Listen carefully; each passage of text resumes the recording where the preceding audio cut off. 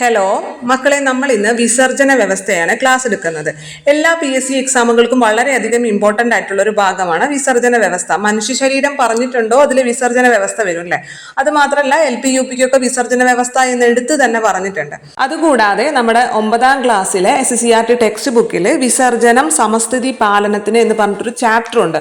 അതിൽ മെയിൻ ആയിട്ട് ഈ വിസർജന വ്യവസ്ഥ തന്നെയാണ് എടുത്ത് പറഞ്ഞിരിക്കുന്നത്. അതുകൊണ്ട് തന്നെ വളരെയധികം ഇമ്പോർട്ടൻ്റ് ആയിട്ടുള്ള ഭാഗമാണ്. അപ്പൊ നമ്മൾ സ്ഥിരം ചെയ്യുന്നത് പോലെ ആദ്യം നമ്മൾ ഒരു ഇൻട്രൊഡക്ഷൻ തരും അല്ലെ, നമ്മുടെ SCERT ടെക്സ്റ്റ് ബുക്കിലെ ഭാഗങ്ങൾ ഉൾപ്പെടുത്തിക്കൊണ്ട് എല്ലാ കാര്യങ്ങളും ഉൾപ്പെടുത്തിക്കൊണ്ട് ഒരു ഇൻട്രൊഡക്ഷൻ തരും. അതിനുശേഷം നമ്മുടെ PSC ബുള്ളറ്റിൻ 65ാം വിശേഷാൽ പതിപ്പിൽ വന്നിട്ടുള്ള ചോദ്യോത്തരങ്ങൾ വായിക്കും. അങ്ങനെയാണ് നമ്മൾ സ്ഥിരം ചെയ്യാറുള്ളത്. അതുപോലെ തന്നെയായിരിക്കും ഇന്നത്തെ ക്ലാസ് മുന്നോട്ട് കൊണ്ടുപോകുന്നത്. നമ്മളപ്പോൾ ഇത് പറയുമ്പോൾ ഇതിനു മുമ്പ് നമ്മൾ എടുത്ത കുറച്ച് ഭാഗങ്ങളുണ്ട്. കോശശ്വസനം, ദഹനേന്ദ്രിയ വ്യവസ്ഥയൊക്കെ. ആ ക്ലാസ്സുകളൊക്കെ നിങ്ങൾ കൃത്യമായി കണ്ടിട്ടുണ്ട് എങ്കിൽ പറയുന്ന കാര്യങ്ങളെല്ലാം വളരെ ക്ലിയർ ആയിട്ട് മനസ്സിലായി പോകും. അപ്പൊ നമുക്ക് നേരെ ക്ലാസ്സിലേക്ക് കടക്കാം. ആദ്യം തന്നെ വിസർജനം എന്താണെന്ന് പറയണം അല്ലെ. വിസർജനം എന്ന് പറഞ്ഞാൽ എന്താണ്? അതായത് നമ്മുടെ ശരീരത്തിൽ നിന്നല്ല, ജീവനുള്ള എല്ലാ വസ്തുക്കളുടെ ശരീരത്തിലും എന്ത് സംഭവിക്കുന്നുണ്ട്? ഉപാപചയ പ്രവർത്തനങ്ങളുടെ ഫലമായിട്ട് മാലിന്യങ്ങൾ ഉണ്ടാകുന്നുണ്ട്. പലതരത്തിലുള്ള മാലിന്യങ്ങൾ ഉണ്ടാകുന്നുണ്ട്. ഈ മാലിന്യങ്ങളെ ശരീരത്തിൽ നിന്നും പുറന്തള്ളുന്ന പ്രക്രിയനെയാണ് നമ്മൾ വിസർജനം എന്ന് പറയുന്നത് അല്ലെ. അപ്പൊ നമ്മുടെ ശരീരത്തിൽ നമ്മൾ എങ്ങനെയാണ് വിസർജനം വരുന്നത്? നമ്മൾ മെയിൻ ആയിട്ടും ഉള്ളിലേക്ക് എടുക്കുന്നത് എന്തൊക്കെയാണ്? നമ്മൾ ഓക്സിജൻ ഉള്ളിലേക്ക് എടുക്കുന്നു. അതേപോലെ തന്നെ നമ്മൾ ഭക്ഷണം കഴിക്കുമ്പോൾ ആഹാരം ഉള്ളിലേക്ക് എടുക്കുന്നു. മെയിൻ ആയിട്ട് ഈ രണ്ട് സാധനങ്ങളല്ലേ നമ്മൾ ഉള്ളിലേക്ക് എടുക്കുന്നത്. നമ്മൾ ശ്വസിക്കുമ്പോൾ ഓക്സിജൻ ഉള്ളിലേക്ക് എടുക്കുന്നു. നേരെ ചെല്ലുന്നത് ശ്വാസകോശത്തിലാണ്. ശ്വാസകോശം ഇത് അവിടെ എന്താണ് ചെയ്യുന്നത്? ഉള്ളിലേക്ക് ചെല്ലുന്ന ഓക്സിജൻ എന്താണ് ചെയ്യുന്നത്? അത് ശ്വാസകോശം എന്ന് പറയുന്നത് ഒരു വാതക വിനിമയത്തിനുള്ള ഒരു സ്ഥലമാണ്. അല്ലാതെ അത് ഓക്സിജൻ അവിടെ വെച്ചിട്ട് കാർബൺ ഡൈ ഓക്സൈഡ് ആക്കി മാറ്റുന്നില്ല അല്ലെ. എന്താണ് നമ്മുടെ ശ്വാസകോശം എന്ന് പറയുന്നത്? വാതക വിനിമയമാണ് നടത്തുന്നത്. എന്ത് ചെയ്യും? നമ്മൾ ഉള്ളിലേക്ക് എടുക്കുന്ന ഓക്സിജനെ രക്തത്തിലേക്ക് കൊടുക്കും. പകരം രക്തം കൊണ്ടുവരുന്ന കാർബൺ ഡൈ ഓക്സൈഡിനെ തിരിച്ച് എടുത്തിട്ട് പുറത്തേക്ക് വിടും അല്ലെ. ഇതല്ലേ നമ്മുടെ ശ്വാസകോശം ചെയ്യുന്നത്. ശ്വാസകോശത്തിന്റെ പണി അത് മാത്രമേ ഉള്ളൂ. ഓക്സിജനെ പുറത്തുനിന്ന് എടുക്കുക, അത് രക്തത്തിലേക്ക് കൊടുക്കുക, രക്തം നമ്മുടെ കോശങ്ങളിലേക്കൊക്കെ ഇത് കൊണ്ടു കൊടുക്കും അല്ലെ. ഈ ഓക്സിജനെ ശരീരത്തിന്റെ എല്ലാ ഭാഗത്തുള്ള എല്ലാ കോശങ്ങളിലേക്കും കൊണ്ടു കൊടുക്കും. ഈ കൊണ്ടു കൊടുത്തിട്ട് അവിടെ നിന്ന് തിരിച്ച് വാങ്ങിച്ചിട്ട് എന്തുട്ടാ? കാർബൺ ഡൈ ഓക്സൈഡിനാണ്. ആ കാർബൺ ഡൈ ഓക്സൈഡിനെ തിരിച്ച് രക്തത്തിൽ നിന്ന് എടുത്ത് പുറത്തേക്ക് കളയുന്ന പണിയാണ് ശ്വാസകോശം ചെയ്യുന്നത്. ഇനി നമ്മൾ ഉള്ളിലേക്ക് കൊടുക്കുന്നത് ഭക്ഷണമാണ് അല്ലെ.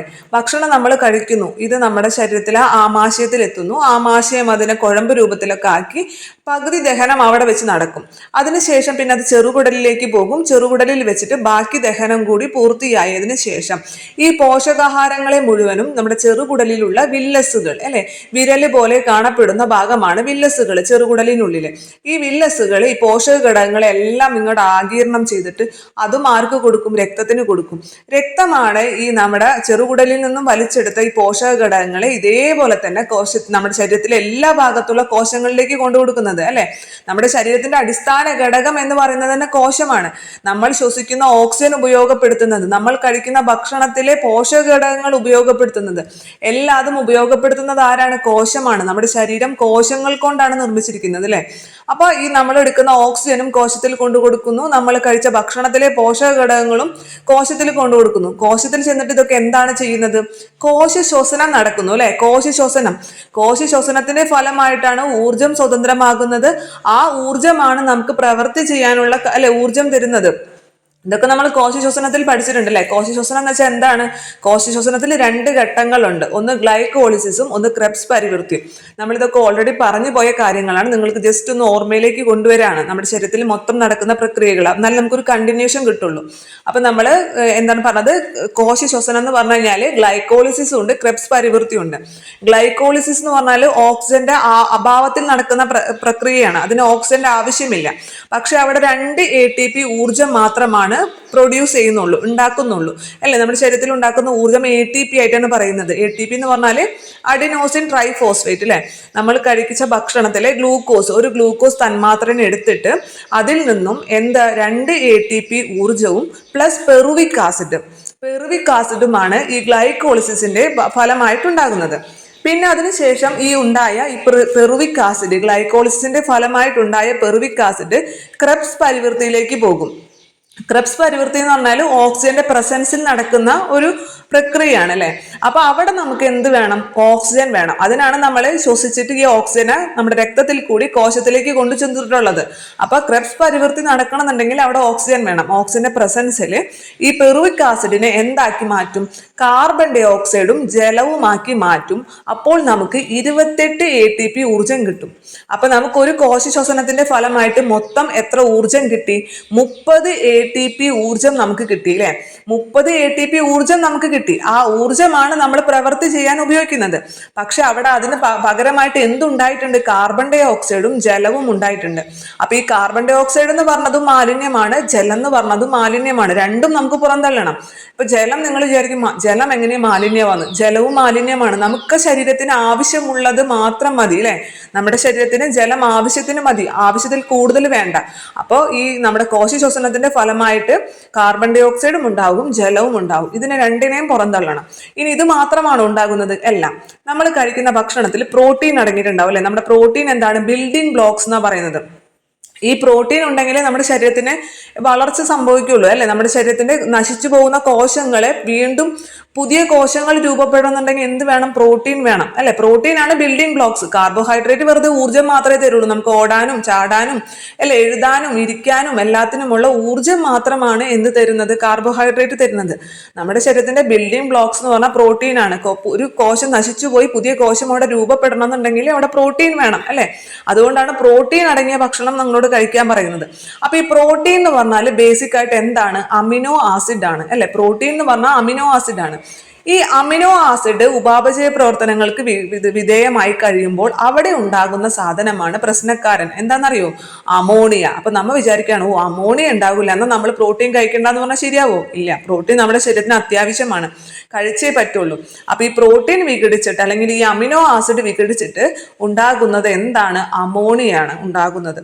അമോണിയ എന്ന് മാത്രമല്ല പലതരത്തിലുള്ള നൈട്രജൻ സംയുക്തങ്ങൾ ഉണ്ടാകുന്നുണ്ട്. അതായത് നമ്മൾ അമിനോ ആസിഡും അതുപോലെ തന്നെ ന്യൂക്ലിക് ആസിഡ് ഇതൊക്കെ നമ്മുടെ ഭക്ഷണത്തിൽ ഉണ്ടാകും. ഇതൊക്കെ വിഘടിച്ചിട്ട് പലതരത്തിലുള്ള നൈട്രജൻ സംയുക്തങ്ങൾ ഉണ്ടാകുന്നുണ്ട്. അതിൽ ഏറ്റവും പ്രധാനം അമോണിയ തന്നെയാണ്. നമ്മുടെ ശരീരത്തിൽ നിന്നല്ല, എല്ലാ ജീവനുള്ള വസ്തുക്കളുടെ ശരീരത്തിലും ഈ അമോണിയ ഉണ്ടാകുന്നുണ്ട്. അതായത് നമ്മുടെ ജന്തുക്കളുടെ എല്ലാത്തിൻ്റെ ശരീരത്തിലും അമോണിയ ഉണ്ടാകുന്നുണ്ട്. ഈ അമോണിയനെ നമ്മുടെ ശരീരത്തിൽ വെച്ചുകൊണ്ടിരിക്കാൻ പറ്റിയ ഒരു സാധനമല്ല. കാരണം എന്താ? അമോണിയ എന്ന് പറഞ്ഞാൽ ഒരു വിഷവാതകമാണ് അല്ലെ. അമോണിയ നമ്മുടെ ശരീരത്തിൽ ഇപ്പം നമുക്കറിയാം, നമ്മൾ എന്താണ് ഈ അമോണിയ മത്സ്യങ്ങൾ കേടുവരാതിരിക്കാൻ അമോണിയ ഇട്ട് വെക്കും. ഈ അമോണിയ അടങ്ങിയിട്ടുള്ള മത്സ്യം നമ്മൾ കഴിച്ചു കഴിഞ്ഞാൽ നമ്മൾ പെട്ടെന്ന് തന്നെ വടിയായി പോകില്ല, മരിച്ചു പോകും. കാരണം എന്താ? അമോണിയ അത്രയും വിഷപദാർത്ഥമാണ്. നമ്മുടെ ശരീരത്തിൽ അധികം നേരം വെച്ചുകൊണ്ടിരിക്കാൻ പാടില്ല, അതിനെ വേഗം തന്നെ പുറത്തേക്ക് കളയണം. അപ്പൊ ഇത് നമ്മുടെ കോശങ്ങളിൽ അമോണിയ ഉണ്ടായിട്ടുണ്ട്. അപ്പൊ ഇത് പുറത്തേക്ക് കളയണമെന്നുണ്ടെങ്കിൽ ഇത് വേഗം തന്നെ ആരുടെ കയ്യിൽ കൊടുക്കും? രക്തത്തിന്റെ കയ്യിൽ കൊടുക്കും. രക്തമല്ലേ കൊണ്ടടക്കുന്ന ആള്. നമ്മുടെ ശരീരത്തിന്റെ എല്ലാ ഭാഗത്തേക്കും എന്ത് കൊണ്ടുപോകണമെന്നുണ്ടെങ്കിലും രക്തം വഴി തന്നെ കൊണ്ടുപോകണം. രക്തമാണ് കൊണ്ടുപോകുന്നതെങ്കിലും രക്തത്തിൽ നിന്നും അത് കോശങ്ങളിലേക്ക് കൊടുക്കുന്നത് ടിഷ്യൂ ദ്രവത്തിലൂടെയാണ്. നമ്മുടെ ടെക്സ്റ്റ് ബുക്കിൽ ഒരു ഏരോ മാർക്ക് ഇട്ട് കൊടുത്തിട്ടുണ്ട്. കോശത്തിൽ നിന്നും ഏതൊരു പദാർത്ഥവും ടിഷ്യൂ ദ്രവത്തിലേക്കാണ് പോകുന്നത്. ടിഷ്യൂ ദ്രവം എന്ന് വെച്ചാൽ എന്താണ്? രക്തത്തിൽ നിന്ന് ഊർന്നിറങ്ങുന്നതും രക്തത്തിലേക്ക് പുനരാഗീരണം ചെയ്യുന്നതുമായിട്ടുള്ള ഭാഗമാണ് അല്ലെ ടിഷ്യൂ ദ്രവം എന്ന് പറയുന്നത്. അപ്പൊ നമ്മുടെ ഈ രക്തം നേരിട്ട് കോശങ്ങളിലേക്ക് കടക്കുന്നില്ല. രക്തം രക്തക്കുഴലുകളിൽ കൂടിയാണ് ഒഴുകുന്നത്. അപ്പൊ എങ്ങനെയാ ഇത് കോശങ്ങൾക്ക് കിട്ടുന്നത്? ഈ രക്തത്തിൽ നിന്നും ഊർന്നിറങ്ങുന്ന ഈ ടിഷ്യൂ ദ്രവം, ഈ ടിഷ്യൂ ദ്രവത്തിൽ കൂടിയാണ് ഈ കോശങ്ങൾക്ക് ഇത് കിട്ടുന്നത്. തിരിച്ച് ഈ ടിഷ്യൂ ദ്രവത്തിനെ കോശത്തിലേക്ക് തന്നെ പുനരാഗീരണവും ചെയ്യും അല്ലെ. അപ്പൊ ടിഷ്യൂ ദ്രവം വഴിയാണ് ശരിക്കും ഇത് കോശങ്ങൾക്ക് കിട്ടുന്നത്. അതേപോലെ തന്നെ തിരിച്ചിത് രക്തത്തിലേക്ക് കൊടുക്കുന്നതും ടിഷ്യൂ ദ്രവം വഴിയാണ്. അങ്ങനെ നമ്മൾ ഈ അമോണിയനെ കോശങ്ങളിൽ ഉണ്ടായി കഴിഞ്ഞാൽ ഇവര് വേഗം തന്നെ നിങ്ങൾ കൊണ്ടുപോയിക്കോട്ടെ, അതിന് ഇവിടെ വെക്കാൻ പറ്റില്ല എന്ന് പറഞ്ഞ് വേഗം തന്നെ രക്തത്തിന് കൊടുക്കും. രക്തത്തിന് എന്ത് ചെയ്യണം? രക്തത്തിന് അത് കൈ വെച്ചുകൊണ്ടിരിക്കാൻ പറ്റുമോ? ഇല്ല. അതിനെ പുറന്തള്ളണം. അതിനെ പുറന്തള്ളണം എന്നുണ്ടെങ്കിൽ അയാൾ രക്തം നേരിട്ട് ഈ അമോണിയനെ കൊണ്ടു കൊടുക്കുന്നത് കരളിലേക്കാണ് കൊണ്ടു കൊടുക്കുന്നത്. എവിടേക്കാണ് കൊണ്ടു കൊടുക്കുന്നത്? കരളിലേക്ക്. കരൾ എന്ത് ചെയ്യും? നമ്മുടെ ഈ അമോണിയനെ എടുക്കും, പ്ലസ് എന്തിനെടുക്കും? കാർബൺ ഡൈ ഓക്സൈഡിനെ എടുക്കും, പ്ലസ് ജലത്തിനെ എടുക്കും ഇല്ലേ. ഇതൊക്കെ അവിടെ കോശശ്വസനത്തിന്റെ ഫലമായിട്ടുണ്ടായ വസ്തുക്കളാണ്. അമോണിയ ഉണ്ടായിട്ടുണ്ട് കോശശ്വസനത്തിന്റെ ഫലമായിട്ട്, കാർബൺ ഡൈ ഓക്സൈഡ് ഉണ്ടായിട്ടുണ്ട്, ജലം ഉണ്ടായിട്ടുണ്ട്. ഇതിനെല്ലാത്തിനെയും എടുത്തിട്ട് എൻസൈമുകളുടെ പ്രസൻസിൽ എന്താക്കി മാറ്റും? യൂറിയ ആക്കി മാറ്റും. എന്താക്കി മാറ്റും? യൂറിയ ആക്കി മാറ്റും. ഇതാണ് കരൾ ചെയ്യുന്ന പ്രക്രിയ എന്ന് പറയുന്നത്. അതുകൊണ്ട് തന്നെ നമ്മുടെ ശരീരത്തിൽ യൂറിയ എവിടെ നിർമ്മിക്കപ്പെടുന്നു എന്ന് ചോദിച്ചു കഴിഞ്ഞാൽ കരളിലാണ്. അമോണിയയെ യൂറിയ ആക്കി മാറ്റുന്ന അവയവം ഏതെന്ന് ചോദിച്ചു കഴിഞ്ഞാൽ ഏതാണ്? നമ്മുടെ കരളാണ്. ഇനി ഇങ്ങനെ ഈ മാറ്റുന്ന പ്രക്രിയയുണ്ട്. അതായത് ഈ കരളിൽ വെച്ചിട്ട് അമോണിയയും കാർബൺ ഡൈ ഓക്സൈഡും ജലവും കൂടി ചേർന്നിട്ട് ഈ എൻസൈമുകളുടെ പ്രസൻസിൽ യൂറിയ ആയി മാറുന്ന ആ പ്രക്രിയ ഉണ്ടല്ലോ, അതിനെ പറയുന്നതാണ് ഓർണിത്തൻ പരിവൃത്തി എന്ന് പറയുന്നത്. എന്താണ് ഓർണിത്തൻ പരിവൃത്തി? അപ്പൊ ഓർണിത്തൻ പരിവൃത്തി എവിടെയാണ് നടക്കുന്നത്? കരളിലാണ് നടക്കുന്നത്. എന്താണ് ഓർണിത്തൻ പരിവൃത്തി എന്ന് പറയുന്നത്? നമ്മുടെ ഈ കോശ ശ്വസനത്തിന്റെ ഫലമായിട്ടുണ്ടായിരുന്ന ഈ അമോണിയയെയും കാർബൺ ഡൈ ഓക്സൈഡിനെയും ജലത്തിനെയും കൂടി ചേർത്ത് എൻസൈമുകളുടെ പ്രസൻസിൽ യൂറിയ ആക്കി മാറ്റുന്ന പ്രവർത്തനമാണ് ഓർണിത്തൻ പരിവൃത്തി എന്ന് പറയുന്നത്. അങ്ങനെ കരൾ യൂറിയ നിർമ്മിച്ചു. പക്ഷെ ഈ യൂറിയനെ പുറന്തള്ളുന്നത് കരളാണോ? അല്ല, പുറന്തള്ളുന്നത് കരളല്ല. ആരാണ്? ആ പണി വൃക്കയ്ക്കാണ്. വൃക്കയാണ് ഈ രക്തത്തിൽ നിന്നും കരൾ ഉണ്ടാക്കിയ യൂറിയ തിരിച്ച് കരൾ രക്തത്തിലേക്ക് തന്നെ കൊടുക്കും. മനസ്സിലായോ? അമോണിയയും കാർബൺ ഡൈ ഓക്സൈഡേയും ജലത്തിനെ എടുത്തിട്ട് യൂറിയ ആക്കി മാറ്റിയിട്ട് ആ യൂറിയനെ വീണ്ടും രക്തത്തിലേക്ക് തന്നെ തിരിച്ചു കൊടുക്കും കരള്.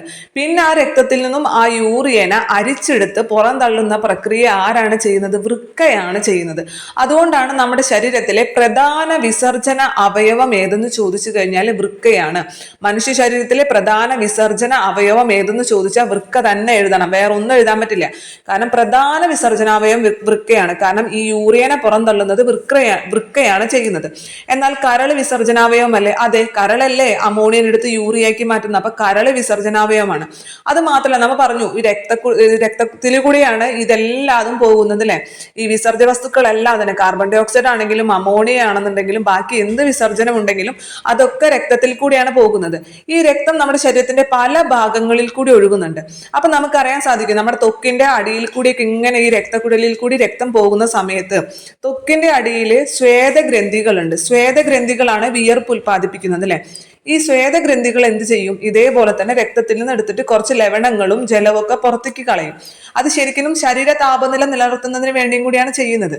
അപ്പൊ ഇത്തരത്തിൽ ഇങ്ങനെ രക്തത്തിൽ നിന്നും ജലവും ലവണങ്ങളൊക്കെ എടുത്ത് പുറത്തേക്ക് കളയും. അതുകൊണ്ടല്ലേ നമ്മുടെ വിയർപ്പിന് ഒരു ഉപ്പ് രസം, വെറുതെ വെള്ളത്തിന്റെ ടേസ്റ്റ് അല്ലല്ലോ, വിയർപ്പിന് ഒരു ഉപ്പ് രസമാണ് അല്ലെ. അപ്പൊ അതെന്തുകൊണ്ടാണ്? അത് നമ്മുടെ രക്തത്തിലുള്ള പലതരത്തിലുള്ള വിസർജനങ്ങളെ പുറന്തള്ളുന്നുണ്ട്. അപ്പൊ ത്വക്കും എന്താണ്? ഒരു വിസർജന അവയവമാണ്. പിന്നെ അതേപോലെ തന്നെ നമ്മൾ കാർബൺ ഡൈ ഓക്സൈഡ്, നമ്മുടെ കോശ ശ്വസനത്തിന്റെ ഫലമായിട്ടുണ്ടാകുന്ന കാർബൺ ഡൈ ഓക്സൈഡ് എന്ത് പുറന്തള്ളുന്നുണ്ട്? ശ്വാസകോശം പുറന്തള്ളുന്നുണ്ട് ഇല്ലേ. അപ്പൊ ശ്വാസകോശവും ഒരു വിസർജന അവയവമാണ്. അപ്പൊ നമ്മുടെ മനുഷ്യ ശരീരത്തിലെ വിസർജന അവയവങ്ങൾ ഏതൊക്കെയാന്ന് വെച്ച് കഴിഞ്ഞാൽ ത്വക്ക് വിസർജനാവയവമാണ്, ശ്വാസകോശം വിസർജനാവയവമാണ്, അതേപോലെ തന്നെ കരൾ ഒരു വിസർജനാവയവമാണ്, വൃക്ക ഒരു വിസർജനാവയവമാണ്. പക്ഷെ ഏറ്റവും പ്രധാനപ്പെട്ട വിസർജനാവയവം ഏതെന്ന് ചോദിച്ചു കഴിഞ്ഞാൽ അത് വൃക്ക തന്നെയാണ്. ത്വക്ക് എന്താണ് ചെയ്യുന്നത്? ത്വക്ക് വിയർപ്പിൽ കൂടി നമ്മുടെ ശരീരത്തിലെ വിസർജനങ്ങൾ ജലവും അതുപോലെ തന്നെ ലവണങ്ങളും പുറന്തള്ളുന്നു. അങ്ങനെയാണ് ജലവും ലവണങ്ങളും പുറന്തള്ളുന്നു. നമ്മുടെ ശ്വാസകോശമാണെങ്കിൽ കോശ ശ്വസനത്തിന്റെ ഫലമായിട്ടുണ്ടാവുന്ന കാർബൺ ഡൈ ഓക്സൈഡിനെ പുറന്തള്ളുന്നുണ്ട്. കരൾ എന്താണ് ചെയ്യുന്നത്? കരള് നമ്മുടെ കോശ ശ്വസനത്തിന്റെ ഫലമായി തന്നെ ഉണ്ടായ അമോണിയയെയും കാർബൺ ഡൈ ഓക്സൈഡിനെയും ജലത്തിനെയും എൻസൈമുകളുടെ പ്രസൻസിൽ യൂറിയ ആക്കി മാറ്റുന്നുണ്ട്. വൃക്ക എന്താണ് ചെയ്യുന്നത്? രക്തത്തിൽ നിന്നും ഈ യൂറിയയെ അരിച്ചെടുത്ത് മൂത്രത്തിലൂടെ പുറന്തള്ളുന്ന പ്രക്രിയയാണ് വൃക്ക ചെയ്യുന്നത്. അപ്പൊ ഇതെല്ലാതും വിസർജന അവയവമാണ്. ഇതിൽ ഏറ്റവും പ്രധാനപ്പെട്ട വിസർജനാവയവം എന്ന് പറയുന്നത് വൃക്ക തന്നെയാണ്. അതുകൊണ്ട് തന്നെ നമുക്ക് ഈ ചാപ്റ്ററിൽ ഏറ്റവും കൂടുതൽ പഠിക്കാനുള്ളത് വൃക്കേനെ കുറിച്ചിട്ടാണ്. വിസർജനം എന്ന് പറയുമ്പോൾ നമുക്ക് ഏറ്റവും കൂടുതൽ പഠിക്കാനുള്ളത് വൃക്കയും വൃക്കയുടെ സ്ട്രക്ചറൊക്കെയാണ് പഠിക്കാനുള്ളത്. അതിലേക്ക് കടക്കുന്നതിന് മുമ്പ് നമ്മുടെ ടെക്സ്റ്റ് ബുക്കിൽ 9ാം ക്ലാസ്സിലെ SCERT ടെക്സ്റ്റ് ബുക്കിൽ അവിടെ ഒരു ഫില്ല് ചെയ്യാൻ കൊടുത്തിട്ടുണ്ട്. നമ്മൾ പറഞ്ഞ കാര്യങ്ങൾ തന്നെയാണ്. ആദ്യം ത്വക്കാണ് നൽകിയിരിക്കുന്നത്. ത്വക്ക് എങ്ങനെയാണ് വിസർജനങ്ങളെ പുറന്തള്ളുന്നത്? ജലവും ലവണങ്ങളും പുറന്തള്ളുന്നു അല്ലെ. ത്വക്ക് വിസർജനാവയവമാണെന്ന് നമ്മൾ പറഞ്ഞു. എങ്ങനെയാണ് വിസർജനാവയവമാകുന്നത്? അത് ജലവും ലവണങ്ങളും പുറന്തള്ളുന്നത്. ത്വക്ക് ഒരു വിസർജനാവയവമാണ് എന്നതിലുപരി ഒരു ജ്ഞാനേന്ദ്രിയമാണ് അല്ലെ. ജ്ഞാനേന്ദ്രിയങ്ങളിൽ ഏറ്റവും പ്രധാനപ്പെട്ട ഒരു അവയവം തന്നെയാണ് ത്വക്ക്. നമ്മൾക്ക് ഈ ചൂട്, തണുപ്പ്, വേദന അല്ലെ, സ്പർശം ഇതൊക്കെ അറിയുന്നത് എങ്ങനെയാണ്? നമ്മുടെ ഈ ത്വക്ക് വഴിയാണ്. നമ്മുടെ ശരീരത്തിലെ ഏറ്റവും വലിയ അവയവം ഏതെന്ന് ചോദിച്ചു കഴിഞ്ഞാലും ത്വക്ക് തന്നെയാണ് അല്ലെ. അതോടൊപ്പം തന്നെ ത്വക്ക് ഒരു വിസർജന അവയവമാണ്. എങ്ങനെയാണ് വിസർജനാവയവമാകുന്നത്? ജലവും ലവണങ്ങളും പുറന്തള്ളുന്നു. അതുകൊണ്ടാണ്. അടുത്തത് എഴുതേണ്ടത് ഏതാണ്? അവിടെ ഫില്ല് ചെയ്യാനാണ് കൊടുത്തിരിക്കുന്നത്. ശ്വാസകോശമാണ് എഴുതേണ്ടത്. ശ്വാസകോശം എന്ത് ചെയ്യുന്നു? കാർബൺ ഡൈ ഓക്സൈഡിനെ പുറന്തള്ളുന്നു. പിന്നെ വരുന്നത് കരളാണ്. കരൾ എന്ത് ചെയ്യുന്നു? യൂറിയ നിർമ്മാണം. പിന്നെയാണ് വൃക്ക. വൃക്ക യൂറിയയും ജലവും പുറന്തള്ളുന്നു. അപ്പൊ ചിലപ്പോൾ ഫില്ലിംഗ് നമ്മുടെ ചേരുംപടി ചേർക്കാനോ അങ്ങനെയൊക്കെ ആയിട്ട് ചിലപ്പോൾ എക്സാമിന് ചോദിക്കാം. അതുകൊണ്ടാണ് അത് എടുത്തു പറഞ്ഞത്. ഇനി അതേപോലെ തന്നെ നമ്മൾ പറഞ്ഞു നമ്മുടെ ശരീരത്തിൽ മാത്രമല്ല എല്ലാ ജന്തുക്കളുടെ ശരീരത്തിലും അമോണിയ അല്ലെ, ഉപാപചയ പ്രവർത്തനങ്ങളുടെ ഫലമായിട്ട് അമോണിയ ഉണ്ടാകുന്നുണ്ടെന്ന് പറഞ്ഞു. അപ്പോൾ ചില ജീവികളിൽ ഇത് അമോണിയ ആയിട്ട് തന്നെയാണ് പുറന്തള്ളുന്നത്. എക്സാമ്പിൾ നമ്മളിപ്പോൾ ജലത്തിൽ ജീവിക്കുന്ന ജീവികളുണ്ടല്ലോ, അതായത് നമ്മൾ പറഞ്ഞില്ലേ ഈ അമോണിയ എന്ന് പറഞ്ഞത് പെട്ടെന്ന് ജലവുമായിട്ട് പ്രവർത്തിക്കും, പെട്ടെന്ന് ജലവുമായി പ്രവർത്തിക്കുന്ന ഒരു സംയുക്തമാണ് അമോണിയ എന്ന് പറയുന്നത്. അപ്പൊ അതുകൊണ്ട് തന്നെ ജലത്തിൽ ജീവിക്കുന്ന ഈ മത്സ്യങ്ങൾ, അതേപോലെ തന്നെ തവള, അതൊക്കെയൊക്കെ എന്താണെന്ന് വെച്ചാൽ ഇത് ജലത്തിൽ നേരിട്ട് അമോണിയ ആയിട്ട് തന്നെയാണ് പുറന്തള്ളുന്നത്. നേരിട്ട് ജലത്തിലേക്ക് അതിനെ പുറന്തള്ളും. അപ്പൊ നേരിട്ട് അമോണിയ തന്നെയായിട്ടാണ് അതിനെ പുറന്തള്ളുന്നതെങ്കിൽ അതിനെ നമ്മൾ അമോണോടെലിക് എന്ന് പറയും. ആ ജീവികളെ നമ്മൾ കോമൺ ആയിട്ട് അമോണോടെലിക് എന്ന് പറയും. വിസർജനം അമോണിയ തന്നെയായിട്ടാണ് പുറന്തള്ളുന്നത് എങ്കിൽ നമ്മൾ അതിനെ അമോണോടെലിക് എന്ന് പറയും. ഇനി ചില ജീവികളിൽ അത് യൂറിക് ആസിഡ് ആയിട്ടാണ് പുറന്തള്ളുന്നത്. ഈ അമോണിയനെ യൂറിക് ആസിഡ് ആക്കി മാറ്റിയിട്ടാണ് പുറന്തള്ളുന്നത്. അതിന് എക്സാമ്പിൾ ആണ് ബേർഡ്സും റെപ്റ്റൈൽസും ഒക്കെ പറയുന്നത്. പക്ഷികളും ഉരകങ്ങളും നമ്മുടെ ഇതൊക്കെ ഉണ്ടല്ലോ, എന്താണ് ലിസാർഡ്, പല്ലികളൊക്കെ അങ്ങനെയാണ്. അപ്പൊ അത്തരം ജീവികളെ നമ്മൾ യൂറിക്കോടെലിക് എന്ന് പറയും. യൂറിക് ആസിഡ് അല്ല, അപ്പൊ യൂറിക്കോടെലിക് എന്ന് പറയും. ആ ജീവികളെ കോമൺ ആയിട്ട് യൂറിക്കോടെലിക് എന്ന് പറയും. ഇനി നമ്മൾ മനുഷ്യൻ ഉൾപ്പെടുന്ന മമ്മൽസുകൾ അല്ലെ, സസ്തനികളെല്ലാം തന്നെ, മമ്മൽസ് എല്ലാം തന്നെ എന്താണ്, ഇതിനെ യൂറിയ ആക്കി മാറ്റിയിട്ടാണ് അമോണിയനെ നമ്മുടെ ഈ ജലവും കാർബൺ ഡൈ ഓക്സൈഡുമായിട്ട് ചേർത്ത് യൂറിയ ആക്കിയിട്ടാണ് പുറന്തള്ളുന്നത്. അങ്ങനെയുള്ള ജീവികളെ വർഗത്തെയാണ് നമ്മൾ യൂറിയോടെലിക് എന്ന് പറയുന്നത്. യൂറിയോടെലിക്, അപ്പൊ 3 പറഞ്ഞു. യൂറിയോടെലിക് പറഞ്ഞു, യൂറിക്കോടെലിക് പറഞ്ഞു, അമോണോടെലിക് പറഞ്ഞു. യൂറിയോടെലിക് എന്ന് പറയുമ്പോൾ യൂറിയ ആക്കിയിട്ട് പുറന്തള്ളുന്ന ജീവികളെ യൂറിയോടെലിക്. യൂറിക്കോടെലിക് എന്ന് പറയുമ്പോൾ യൂറിക് ആസിഡ് ആക്കിയിട്ട് പുറന്തള്ളുന്ന ജീവികളാണ് യൂറിക്കോടെലിക് എന്ന് പറഞ്ഞത്. അതിന് എക്സാമ്പിൾ ഏതാണ്? ബേർഡ്സും റെപ്റ്റൈൽസും ആണ്. പിന്നെ പറഞ്ഞത് അമോണോടെലിക്, അമോണിയ തന്നെയായിട്ട് പുറന്തള്ളുന്ന ജീവികൾ. അതിന് എക്സാമ്പിൾ ആണ് നമ്മളെ ഈ പറഞ്ഞ മത്സ്യങ്ങളും അതേപോലെ തന്നെ തവളയൊക്കെ പറയുന്നത്. ഇത് സാധാരണ ഡിഗ്രി ലെവൽ എക്സാമുകൾക്കൊക്കെ ചോദിക്കാൻ ചാൻസ് ഉള്ളൂ, എന്നാലും ഞാൻ പറഞ്ഞു തരുന്നതാണ്, ജസ്റ്റ് ഒന്ന് മനസ്സിലാക്കി വെക്കുക. ഇനി നമ്മൾ അതേപോലെ തന്നെ വൃക്കയിലേക്ക് കടക്കുന്നതിന് മുമ്പ് വൃക്കയുടെ ബേസിക് സ്ട്രക്ചർ, വൃക്കനെ കുറിച്ച് പൊതുവായി ചോദിക്കുന്ന വൃക്കയുടെ ഭാരം എന്താണ് അല്ലെ, അതൊക്കെ നമ്മൾ പറയുമ്പോൾ വൃക്ക എവിടെയാണ് സ്ഥിതി ചെയ്യുന്നത്? വൃക്കകൾ നമ്മുടെ ഉദരാശയത്തിലാണ്. ഉദരാശയത്തിൽ നട്ടലിന്റെ ഇരുവശത്തുമായിട്ട് 2 അല്ലെ, അതായത് ഒരു പെയർ അപ്പുറത്തും ഇപ്പുറത്തും. നമുക്കറിയാം 2 വൃക്കകളും തകരാറിലാകുമ്പോഴാണ് പ്രശ്നം. ഒരു വൃക്ക തകരാറിലായെങ്കിലും നമുക്ക് ജീവിച്ചു പോകാൻ പ്രശ്നം അല്ലെ, അത്ര ബുദ്ധിമുട്ടില്ല. 2 വൃക്കകളും തകരാറായി കഴിഞ്ഞാൽ നമുക്ക് വൃക്ക മാറ്റി വെക്കേണ്ടേ നിവൃത്തിയുള്ളൂ അല്ലെ. അപ്പൊ അതുകൊണ്ട് തന്നെ 2 വൃക്കകളുണ്ട്, ഒരു ജോഡി വൃക്കകളുണ്ട് നമ്മുടെ ഉദരാശയത്തിൽ നട്ടലിന്റെ ഇരുവശത്തുമായിട്ടാണ് കാണപ്പെടുന്നത്. അതേപോലെ തന്നെ ഇടത് വൃക്ക വലത് വൃക്കനെ അപേക്ഷിച്ചിട്ട് കുറച്ചും കൂടി മുകളിലേക്ക്, ഇടത് ഭാഗത്തുള്ളത് കുറച്ചും കൂടി മുകളിലേക്ക് കയറിയിട്ടാണ് ഇരിക്കുന്നത്.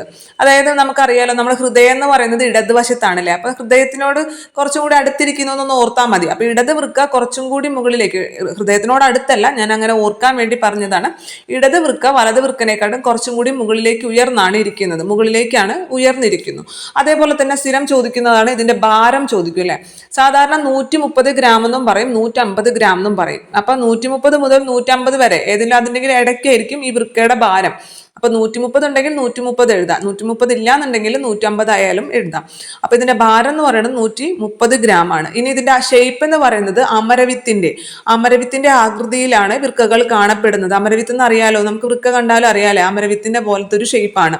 ഇനി വൃക്കയുടെ അടിസ്ഥാന ഘടകം എന്ന് പറയുന്നത് എന്താണ്? വൃക്കയുടെ അടിസ്ഥാന ഘടകം എന്ന് പറയുന്നത് നെഫ്രോണുകളാണ്. അത് നമ്മൾ കൂടുതൽ നെഫ്രോണിനെ കുറിച്ച് പറയും. വൃക്ക എന്ന് പറഞ്ഞാൽ നെഫ്രോണാണ് വൃക്കകളുടെ അടിസ്ഥാന ഘടകം. വൃക്കനെ കുറിച്ചുള്ള പഠനം എന്താണ്? നെഫ്രോളജി അല്ലെ. നെഫ്രോൺ എന്നതിൽ തന്നെ നെഫ്രോളജിയാണ് വൃക്കനെ കുറിച്ചുള്ള പഠനം. ഇനി വൃക്ക സംബന്ധമായിട്ടുള്ള അസുഖങ്ങൾക്ക് ചികിത്സിക്കുന്ന ഡോക്ടേഴ്സിന് എന്താ പറയാ? നെഫ്രോളജിസ്റ്റ് എന്നല്ലേ പറയാം. അതും നെഫ്രോ വെച്ചിട്ട് തന്നെ നെഫ്രോളജിസ്റ്റ്.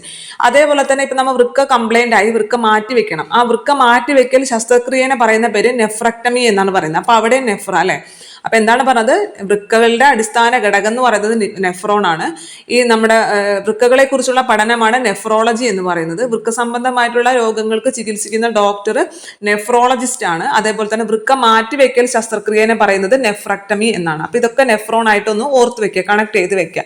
പിന്നെ അതേപോലെ തന്നെ നമ്മുടെ മനുഷ്യ ശരീരത്തിന്റെ അരിപ്പ എന്നറിയപ്പെടുന്ന ഭാഗമാണ് അല്ലെ, മനുഷ്യ ശരീരത്തിലെ അരിപ്പ.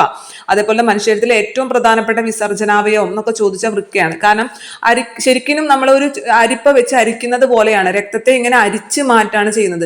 രക്തത്തിനെ അരിച്ചിട്ട് രക്തം വേറെ, അതിൻ്റെ ഇതുകൾ ജലവും അതേപോലെ തന്നെ ബാക്കി യൂറിയം ബാക്കി മാലിന്യങ്ങളെല്ലാം വേറെ, അങ്ങനെ സെപ്പറേറ്റ് അരിച്ചെടുക്കുന്ന ഒരു അവയവമാണ് വൃക്ക എന്ന് പറയുന്നത്. അതുകൊണ്ട് തന്നെ നമ്മുടെ മനുഷ്യ ശരീരത്തിലെ അരിപ്പ എന്നാണ് വൃക്ക അറിയപ്പെടുന്നത്. അപ്പൊ ഇത്രയും കാര്യങ്ങളാണ് വൃക്കനെ കുറിച്ചിട്ട് ബേസിക് ആയിട്ട് അറിഞ്ഞിരിക്കേണ്ടത്. അടുത്തത് നമുക്ക് പഠിക്കാനുള്ള വൃക്കനെ കുറിച്ചാണ് അല്ലെ. വൃക്ക എങ്ങനെയാണ് രക്തത്തെ അരിച്ച് മൂത്രം മാറ്റുന്നത്, അല്ലെങ്കിൽ രക്തത്തിൽ നിന്ന് എങ്ങനെയാണ് ജലത്തെയും യൂറിയയും നീക്കി മൂത്രം ഉണ്ടാക്കുന്നത് എന്നൊക്കെ നമുക്ക് പഠിക്കാനുണ്ട് അല്ലെ. അപ്പൊ അതുകൊണ്ട് തന്നെ നമ്മൾ വൃക്കനെ കുറിച്ച് പഠിക്കുമ്പോൾ ഏറ്റവും ആദ്യം പഠിക്കുന്നത് നെഫ്രോണെ കുറിച്ചിട്ടാണ്. കാരണം വൃക്കയുടെ അടിസ്ഥാന ഘടകം എന്ന് പറയുന്നത് നെഫ്രോൺ ആണ്. ഇത് പലപ്പോഴും PSC ചോദിക്കാറുള്ളതാണ്. നെഫ്രോൺ നമ്മുടെ വൃക്കയുടെ അടിസ്ഥാന ഘടന അല്ലെങ്കിൽ അടിസ്ഥാന ഭാഗം ഏതാണ്, അല്ലെങ്കിൽ നെഫ്രോണുകൾ ശരീരത്തിന്റെ ഏത് ഭാഗത്താണ് കാണുന്നതൊക്കെ ചോദിക്കാറുണ്ട്. അപ്പൊ നെഫ്രോൺ ആണ് വൃക്കയുടെ അടിസ്ഥാന ഘടകം എന്ന് പറയുന്നത്. ഇനി നെഫ്രോൺ എന്ന് പറഞ്ഞു കഴിഞ്ഞാല് നമ്മൾ വിചാരിക്കും ഒരു നെഫ്രോൺ എന്ന് വിചാരിക്കരുത്. കാരണം ഓരോ വൃക്കയിലും 12 ലക്ഷം നെഫ്രോണുകൾ കാണപ്പെടുന്നുണ്ട്. അപ്പൊ ഒരു വൃക്ക എന്ന് പറഞ്ഞാൽ 130 ഗ്രാമേ ഉള്ളൂ. ആ 130 ഗ്രാം ഉള്ള വൃക്കയിൽ 12 ലക്ഷം നെഫ്രോണുകൾ കാണപ്പെടുന്നു എന്ന് പറയുമ്പോൾ നിങ്ങൾക്ക് മനസ്സിലാവും ആ നെഫ്രോൺ എത്രമാത്രം നെഫ്രോണുകൾ അല്ലെ അതിനുള്ളിലുണ്ട്, എത്ര ചെറുതാണ് ആ നെഫ്രോൺ എന്ന് നിങ്ങൾക്ക് മനസ്സിലാവും. അപ്പോൾ ഓരോ വൃക്കയിലും 12 ലക്ഷം നെഫ്രോണുകൾ കാണപ്പെടുന്നുണ്ട്. ഈ നെഫ്രോൺ തന്നെ ഏറ്റവും പ്രധാനപ്പെട്ട ഒരു ഭാഗമാണ് ബൊമാൻസ് കാപ്സ്യൂൾ എന്ന് പറയുന്നത്. ബൊമാൻസ് കാപ്സ്യൂൾ എന്ന് അതിനെ പറയാൻ കാരണം ബൊമാൻ എന്ന് പറഞ്ഞ ഒരു ശാസ്ത്രജ്ഞനാണ് ഈ വൃക്കയുടെ ഈ അരിക്കൽ പ്രക്രിയനെ കുറിച്ച് വിശദീകരിച്ചിട്ടുള്ളത്. അതിന്റെ ഘടനയെ കുറിച്ചിട്ടും അതിന്റെ പ്രവർത്തന രീതികളെ കുറിച്ചൊക്കെ ആദ്യമായിട്ട് വിശദീകരിച്ച ശാസ്ത്രജ്ഞന്റെ പേര് ബൊമാൻ എന്നാണ്. അതുകൊണ്ട് തന്നെയാണ് ഇതിനെ ബൊമാൻസ് കാപ്സ്യൂൾ എന്ന് പറയുന്നത്. ഈ നമ്മുടെ നെഫ്രോണിന്റെ ഉള്ളിൽ കാണപ്പെടുന്ന ഒരു ഭാഗമാണ് ബൊമാൻസ് കാപ്സ്യൂൾ എന്ന് പറഞ്ഞത്. ശരിക്കും അരിപ്പ പോലെ അവിടെ വെച്ചിട്ടാണ് ഈ അരിക്കുന്നത്. രക്തത്തെ അരിക്കുന്നത് ബൊമാൻസ് കാപ്സ്യൂളിന്റെ അവിടെ വെച്ചിട്ടാണ്. ഇനി അരിച്ചിട്ട് അതിൽ നിന്നും ഈ യൂറിയയും പിന്നെ ലവണങ്ങളും പിന്നെ അതേപോലെ തന്നെ ജലവും, ആവശ്യമില്ലാത്ത ജലമൊക്കെ ഊർന്നിറങ്ങുന്ന ഒരു ഭാഗമുണ്ട്. ഈ നമ്മുടെ ബൊമാൻസ് കാപ്സ്യൂളിന്റെ ഉൾഭാഗത്ത് ഒരു പൊള്ളയായിട്ടുള്ള ഭാഗം, അതിൻ്റെ ഉള്ളിൽ പൊള്ളയായിട്ടിരുന്നാലേ അതിനുള്ളിലേക്ക് സുഖമായിട്ട് ഇത് ഊർന്നിറങ്ങുള്ളൂ. അതുകൊണ്ട് തന്നെ ബൊമാൻസ് കാപ്സ്യൂളിന്റെ ഉള്ളിൽ പൊള്ളയായിട്ടുള്ള ഭാഗമാണ് കാപ്സുലാർ സ്പേസ്. ബൊമാൻസ് കാപ്സ്യൂളിന്റെ ഉള്ളിൽ പൊള്ളയായിട്ടുള്ള ഭാഗമാണ് കാപ്സുലാർ സ്പേസ് എന്ന് പറയുന്നത്. നമ്മൾ ശരിക്കും അരിക്കുന്ന പോലെ അരിച്ചു കഴിയുമ്പോൾ അതിൻ്റെ ഉള്ളിൽ നിന്നും ആ ലവണങ്ങളും ജലവും യൂറിയൊക്കെ ഇങ്ങനെ അടിയിലേക്ക് പോരും. ആ പോരുന്ന ഭാഗമാണ് കാപ്സുലാർ സ്പേസ് എന്ന് പറയുന്നത്. പിന്നെ അതേപോലെ തന്നെ നമുക്ക് ഇഫറന്റ് വെസലിനെ കുറിച്ച് പഠിക്കാനുണ്ട്, എഫറന്റ് വെസൽസിനെ കുറിച്ച് പഠിക്കാനുണ്ട്, ഗ്ലോമറൂലസ് എന്താന്നൊക്കെ പഠിക്കാനുണ്ട്. അപ്പൊ നമുക്ക് ആദ്യം തന്നെ ഈ രക്തം കൊണ്ടുവരണം അല്ലേ, വൃക്കയിലേക്ക് ഈ യൂറിയ അടങ്ങിയിട്ടുള്ള രക്തം കൊണ്ടുവരണം. ഇങ്ങനെ ഈ വൃക്കയിലേക്ക് യൂറിയ അടങ്ങിയ രക്തം കൊണ്ടുവരുന്ന രക്തക്കുഴല് വൃക്കാധമനിയാണ്. നിങ്ങളോട് ചോദിക്കുകയാണ്, PSC ചോദിക്കുകയാണ്, വൃക്കയിലേക്ക് യൂറിയ അടങ്ങിയ രക്തം കൊണ്ടുവരുന്ന രക്തക്കുഴൽ ഏതെന്ന് ചോദിച്ചാൽ അത് വൃക്കാധമനിയാണ്. അതേപോലെ തന്നെ യൂറിയ നീക്കം ചെയ്ത രക്തത്തെ വൃക്കയിൽ നിന്നും തിരിച്ചു കൊണ്ടുപോകുന്നത് വൃക്കാസിരയുമാണ്. അത് രണ്ടും ആദ്യം മനസ്സിലാക്കുക. നിങ്ങൾ ആ ചിത്രം നോക്കിക്കഴിഞ്ഞാൽ നിങ്ങൾക്ക് മനസ്സിലാവും 2 രക്തക്കുഴലുകളാണ് ഉള്ളത് അതിൽ. ഒന്ന് വൃക്കയിലേക്ക് വരുന്നതും ഒന്ന് വൃക്കയിൽ നിന്ന് പോകുന്നതും. ആ വൃക്കയിലേക്ക് വരുന്നത് ഏത് കളറിലാണ്? ആ റെഡ് കളറിലാണ് കാണിച്ചിട്ടുള്ളത്. റെഡ് കളറിൽ കാണിച്ചിട്ടുള്ളതാണ് നമ്മുടെ വൃക്കയിലേക്ക് വരുന്നത്, അത് വൃക്കാധമനിയാണ്. ഇനി അവിടെ വൃക്കയിൽ വന്ന് യൂറിയൊക്കെ നീക്കം ചെയ്തതിന് ശേഷം പുറത്തേക്ക് പോകുന്നത് അല്ലെ, ഇത് ശുദ്ധീകരിച്ച രക്തം, അതായത് യൂറിയ നീക്കം ചെയ്ത രക്തം തിരിച്ചു പോകുന്നത് വൃക്കാസിരയിൽ കൂടിയാണ്. അതവിടെ ബ്ലൂ കളറിൽ കാണിച്ചിരിക്കുന്നത്. അപ്പൊ ഇത് രണ്ടുമാണ് മെയിൻ ആയിട്ട് വരുന്ന 2 രക്തക്കുഴലുകൾ. ബാക്കി എല്ലാതും ഈ വൃക്കയുടെ ഉള്ളിലാണ് വരുന്നത്. അപ്പൊ അതിന്റെ സ്ട്രക്ചർ നമുക്ക് നോക്കാം. അപ്പൊ ആദ്യം തന്നെ വൃക്കാധമനി എന്ത് കൊണ്ടുവരാനാണ്? യൂറിയ അടങ്ങിയിട്ടുള്ള രക്തം വൃക്കയുടെ ഉള്ളിലേക്ക് കൊണ്ടുവരാണ്. കണ്ടില്ലേ? കൊണ്ടുവന്നു കഴിഞ്ഞ് കഴിഞ്ഞാൽ നമുക്കറിയാം നേരിട്ട് ഇതങ്ങോട്ട് കൊണ്ടുവന്ന് അരിക്കാൻ കൊടുത്തു കഴിഞ്ഞാൽ എല്ലാം കൂടി ബ്ലോക്ക് ആയി പോകും അല്ലേ. ഇല്ലേ, നമ്മളാണെന്നുണ്ടെങ്കിലും ഇപ്പൊ നിങ്ങളൊരു ജ്യൂസ് അടിച്ചിട്ട് ഒരുപാട് ഇതുള്ള ജ്യൂസ് എടുത്ത് നേരെ ഒരു അരിപ്പയിലേക്ക് കമത്തി കഴിഞ്ഞ് എന്ത് സംഭവിക്കും? ഒന്നും പോകൂല, അവിടെ ഒരു സ്റ്റെക്കായിട്ടിരിക്കും അല്ലേ. അപ്പൊ അതുകൊണ്ട് തന്നെ ഈ നമ്മുടെ ഈ വൃക്കാധമനിയിൽ കൂടി രക്തം വരുമ്പോൾ ഇതിനെ കുറെ കുഞ്ഞു കുഞ്ഞു ശാഖകളായിട്ട് അങ്ങോട്ട് മാറ്റും. ഈ രക്തക്കുഴലിനെ കുഞ്ഞു കുഞ്ഞു ശാഖകൾ എന്ന് പറഞ്ഞാൽ അതിനെ ലോമികകൾ എന്ന് പറയും. ലോമിക എന്ന് പറഞ്ഞാൽ എന്താണ്? നേർത്ത രക്തക്കുഴലുകളെയാണ് നമ്മൾ ലോമിക എന്ന് പറയാം അല്ലെ. അപ്പൊ ഈ വലിയൊരു രക്തക്കുഴൽ വരാണ് വൃക്കാധമനി എന്ന് പറഞ്ഞിട്ട് അതിനെ എന്ത് ചെയ്യും? കുഞ്ഞു കുഞ്ഞു കുറെ രക്തക്കുഴലുകൾ, അതായത് രക്തലോമികകളാക്കി മാറ്റും. ഈ രക്തലോമികകളെല്ലാം തന്നെ നമ്മൾ കൂട്ടമായിട്ട് പറയുന്ന പേരാണ് ഗ്ലോമറൂലസ് എന്ന് പറയുന്നത്. ഇനി ഇങ്ങനെ ഈ ഭാഗം ഉണ്ടല്ലോ, നമ്മുടെ വൃക്കാധമനി വന്നിട്ട് കുറെ കുഞ്ഞു കുഞ്ഞു രക്തലോമികകളായി മാറുന്ന ആ ഭാഗമല്ലേ, ആ ഭാഗത്തെയാണ് നമ്മൾ എഫറന്റ് വെസൽ എന്ന് പറയുന്നത്. എഫറന്റ് വെസൽ എന്ന് പറഞ്ഞാൽ വൃക്കയുടെ ഉള്ളിലാണ് എഫറന്റ് വെസൽ. അപ്പൊ വൃക്കാധമനിയിൽ കൂടി യൂറിയ അടങ്ങിയിട്ടുള്ള രക്തം വരുന്നു, അത് പിന്നീട് എഫറന്റ് വെസൽസിലേക്ക് മാറുന്നു. എഫറന്റ് വെസൽസ് എന്തായി മാറുന്നു? കുറെ കുഞ്ഞു കുഞ്ഞു രക്തലോമികകളായി മാറുന്നു. ഈ രക്തലോമികകളെ നമ്മൾ ഗ്ലോമറൂലസ് എന്ന് പറയും. അങ്ങനെ കുറെ, നിങ്ങൾ ആ ചിത്രം നോക്കിയാൽ കുറെ ഇങ്ങനെ കുഞ്ഞു കുഞ്ഞു രക്തക്കുഴലിൽ കൂടി ഈ രക്തം ഇങ്ങനെ പോയിക്കൊണ്ടിരിക്കുകയാണ്. അപ്പൊ എന്ന് വെച്ചാൽ ഇതിൽ നിന്നും ഈ നമ്മുടെ യൂറിയയും ബാക്കി ലവണങ്ങളൊക്കെ നമ്മുടെ ഈ ബൊമാൻസ് കാപ്സ്യൂളിൽ കൂടി ഊർന്ന് ഇങ്ങനെ കാപ്സുലാർ സ്പേസിലേക്ക് പോകും. ബാക്കി വരുന്ന രക്തമാണ് എവിടേക്ക് പോകുന്നത്? ഇഫറന്റ് വെസൽസിലേക്ക് പോകുന്നത്. ഈ ഗ്ലോമറൂലസിൽ നിന്നും എന്ത് ചെയ്യും? നമ്മുടെ ഇതിലത്തെ യൂറിയയും ജലവും ലവണങ്ങളൊക്കെ ഊർന്ന് ഈ നമ്മുടെ ബൊമാൻസ് ക്യാപ്സ്യൂളിൽ കൂടി, ബൊമാൻസ് ക്യാപ്സ്യൂൾ അരിക്കുന്ന പോലെയാണ്, അതിൽ കൂടി ഊർന്ന് ഈ കാപ്സുലാർ സ്പേസിലേക്ക് പോകും. ഈ ശുദ്ധീകരിച്ച, അതായത് യൂറിയ നീക്കം ചെയ്ത രക്തം അവിടെ നിന്ന് ഈ ഗ്ലോമറൂലസിൽ നിന്നും പിന്നെ എവിടേക്ക് പോകും? ഇഫറന്റ് വെസൽസിലേക്ക് പോകും. ഇഫറന്റ് വെസൽസിൽ നിന്നുമാണ് പിന്നെ അത് വൃക്കാസിരയിലേക്ക് കടക്കുന്നത്. മനസ്സിലായോ? അപ്പോൾ വൃക്കാധമനിയിൽ കൂടി വരുന്നു, പിന്നെ എഫറന്റ് വെസൽസിലേക്ക് കടക്കുന്നു, അവിടെ വെച്ചിട്ട് കുറെ കുഞ്ഞു കുഞ്ഞു രക്തലോമികകളായി മാറുന്നു. അതിനെ മൊത്തത്തിൽ നമ്മൾ ഗ്ലോമറൂലസ് എന്ന് പറയുന്നു. ആ ഗ്ലോമറൂലസ് നമ്മുടെ ബൊമാൻസ് ക്യാപ്സ്യൂളിൽ വെച്ചിട്ട് അരിക്കൽ പ്രക്രിയ നടക്കുന്നു. അരിച്ചതിന് ശേഷം യൂറിയ നീക്കം ചെയ്ത രക്തം എവിടേക്ക് പോകുന്നു? ഇഫറന്റ് വെസൽസിലേക്ക് പോകുന്നു. ഇഫറന്റ് വെസൽസിൽ നിന്നും പിന്നെ അത് വൃക്കാസിരയിലേക്ക് പോകുന്നു. ആ ഭാഗം നിങ്ങൾക്ക് ക്ലിയർ ആയോ? ഇനി നമ്മുടെ ഈ ബൊമാൻസ് ക്യാപ്സ്യൂൾ എന്ന് പറഞ്ഞില്ലേ, ഈ ബൊമാൻസ് ക്യാപ്സ്യൂളിന്റെ അവിടെ വെച്ചിട്ടാണ് അരിക്കൽ നടക്കുന്നത് എന്ന് പറഞ്ഞു. അങ്ങനെ ഈ അരിച്ചിട്ട് ഈ നമ്മളെ ഗ്ലോമറൂലസിൽ നിന്നും ഈ അരിച്ച് പോകുന്ന സാധനം ഉണ്ടല്ലോ, അരിച്ചിട്ട് ഈ നമ്മുടെ ബൊമാൻസ് ക്യാപ്സ്യൂളിൽ നിന്നും കാപ്സുലാർ സ്പേസിലേക്ക് പോകുന്ന ഈ ജലവും ലവണങ്ങളും യൂറിയയും അടങ്ങിയിട്ടുള്ള ആ ദ്രാവകമുണ്ടല്ലോ, അതിനെ നമ്മൾ മൂത്രം നല്ല പറയാ. അതിനെ നമ്മൾ പറയാ ഗ്ലോമറൂലാർ ഫിൽട്രേറ്റ് എന്നാണ് പറയാ. മനസ്സിലായോ? നമ്മൾ ഈ ഗ്ലോമറൂലസിൽ നിന്നും, ഗ്ലോമറൂലസ് എന്ന് പറഞ്ഞാൽ എന്താണ്? കുറെ കുഞ്ഞു കുഞ്ഞു രക്തലോമികൾ അതിൽ നിന്നും നീക്കം ചെയ്തിട്ട് ഈ നമ്മുടെ ബൊമാൻസ് ക്യാപ്സ്യൂളിൽ കൂടി ഊർന്നുകൊണ്ട് എന്തിലേക്ക് പോകും? കുറെ ജലവും ലവണങ്ങളും യൂറിയൊക്കെ ഊർന്ന് ഈ കാപ്സുലാർ സ്പേസിലേക്ക് പോകും. അവിടെയുള്ള അതിനെ പറയാ നമ്മൾ മൂത്രം നല്ല പറയാ, പകരം അതിനെ പറയാ ഗ്ലോമറൂലാർ ഫിൽട്രേറ്റ് എന്നാണ് പറയാ. കാരണം വെച്ചാൽ ഇതില് പിന്നെയും കുറെ സാധനങ്ങൾ ഉണ്ടാവും. അതായത് ഈ ഗ്ലോമറൂലാർ ഫിൽട്രേറ്റിൽ നമുക്ക് ആവശ്യമുള്ള സാധനങ്ങൾ, അതായത് നമ്മൾ മുഴുവനായിട്ടും നമുക്ക് കൃത്യമായിട്ട് അരിക്കാൻ പറ്റില്ല. കുറച്ചൊക്കെ ഗ്ലൂക്കോസ് പോരും, കുറച്ചൊക്കെ നമുക്ക് ആവശ്യമുള്ള പൊട്ടാസ്യം, കാൽസ്യം പോലുള്ള വസ്തുക്കൾ, ധാതുക്കളൊക്കെ പോരും. അപ്പൊ നമുക്ക് ഇതൊക്കെ എന്തൊക്കെ ചെയ്യണം? ഇതൊക്കെ വീണ്ടും നമുക്ക് ആഗിരണം ചെയ്ത് നമുക്ക് വൃക്കാസിരയിലേക്ക് എത്തിക്കണം, അല്ലെ? അതേപോലെ തന്നെ നമ്മൾ വൃക്കാസിരയിലേക്ക് നമ്മൾ അരിച്ചിട്ട് പോയി എന്ന് പറഞ്ഞ രക്തമുണ്ട്, അതിൽ മുഴുവനായിട്ടും യൂറിയയും പോയിട്ടുണ്ടാവില്ല. അപ്പൊ ആ യൂറിയനെ തിരിച്ച് എവിടേക്ക് തന്നെ കൊണ്ടു കൊടുക്കണം? നമ്മുടെ ഈ ഗ്ലോമറൂലാർ ഫിൽട്രേറ്റിലേക്ക് തന്നെ കൊണ്ടു കൊടുക്കണം. അപ്പൊ ഇത് പിന്നീട് നടക്കുന്നത് വൃക്കാനാളികയിൽ വെച്ചിട്ട്, അതായത് നമ്മുടെ ഈ ഗ്ലോമറൂലസ് ഫിൽട്രേറ്റ് കാപ്സുലാർ സ്പേസിൽ നിന്നും വൃക്കാനാളിക വഴിയാണ് ശേഖരണ നാളിയിലേക്ക് പോകുന്നത്. വൃക്കാനാളി വഴി ശേഖരണ നാളിയിലേക്ക് പോകുന്നു.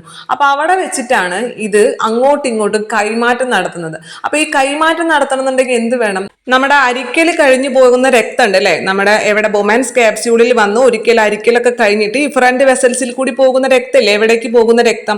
വൃക്കാസിരയിലേക്ക് പോകുന്ന രക്തം. അയാൾ നേരിട്ട് അങ്ങോട്ട് പോകാൻ പാടില്ല. എന്ത് വേണം? ഒരു വൃക്കാനാളികയുടെ അടുത്തേക്കൊക്കെ ഒന്ന് വൃക്കാനാളികനെ ചുറ്റി തിരിഞ്ഞിട്ടൊക്കെ വേണം പോകണം. എന്നാലല്ലേ അങ്ങോട്ടും ഇങ്ങോട്ടും കൈമാറ്റം ചെയ്യപ്പെടാൻ പറ്റുള്ളൂ. നമുക്കൊരു സാധനം ഒരാളുടെ കയ്യിൽ കൊടുക്കണമെങ്കിൽ അയാൾ നമ്മുടെ ആരും കാണാണ്ട് കൊടുക്കണമെന്നുണ്ടെങ്കിൽ നമ്മുടെ അടുത്തേക്ക് വരണ്ടേ എന്ന് പറഞ്ഞ പോലെ നമ്മുടെ ഈ രക്തം ബൊമാൻസ് ക്യാപ്സ്യൂളിൽ വന്ന് ഗ്ലോമറൂലസിൽ വെച്ച് അരിച്ചിട്ട് അരിച്ചു കഴിഞ്ഞ രക്തം ഇഫറന്റ് വെസൽസിൽ കൂടി പോകുന്നു.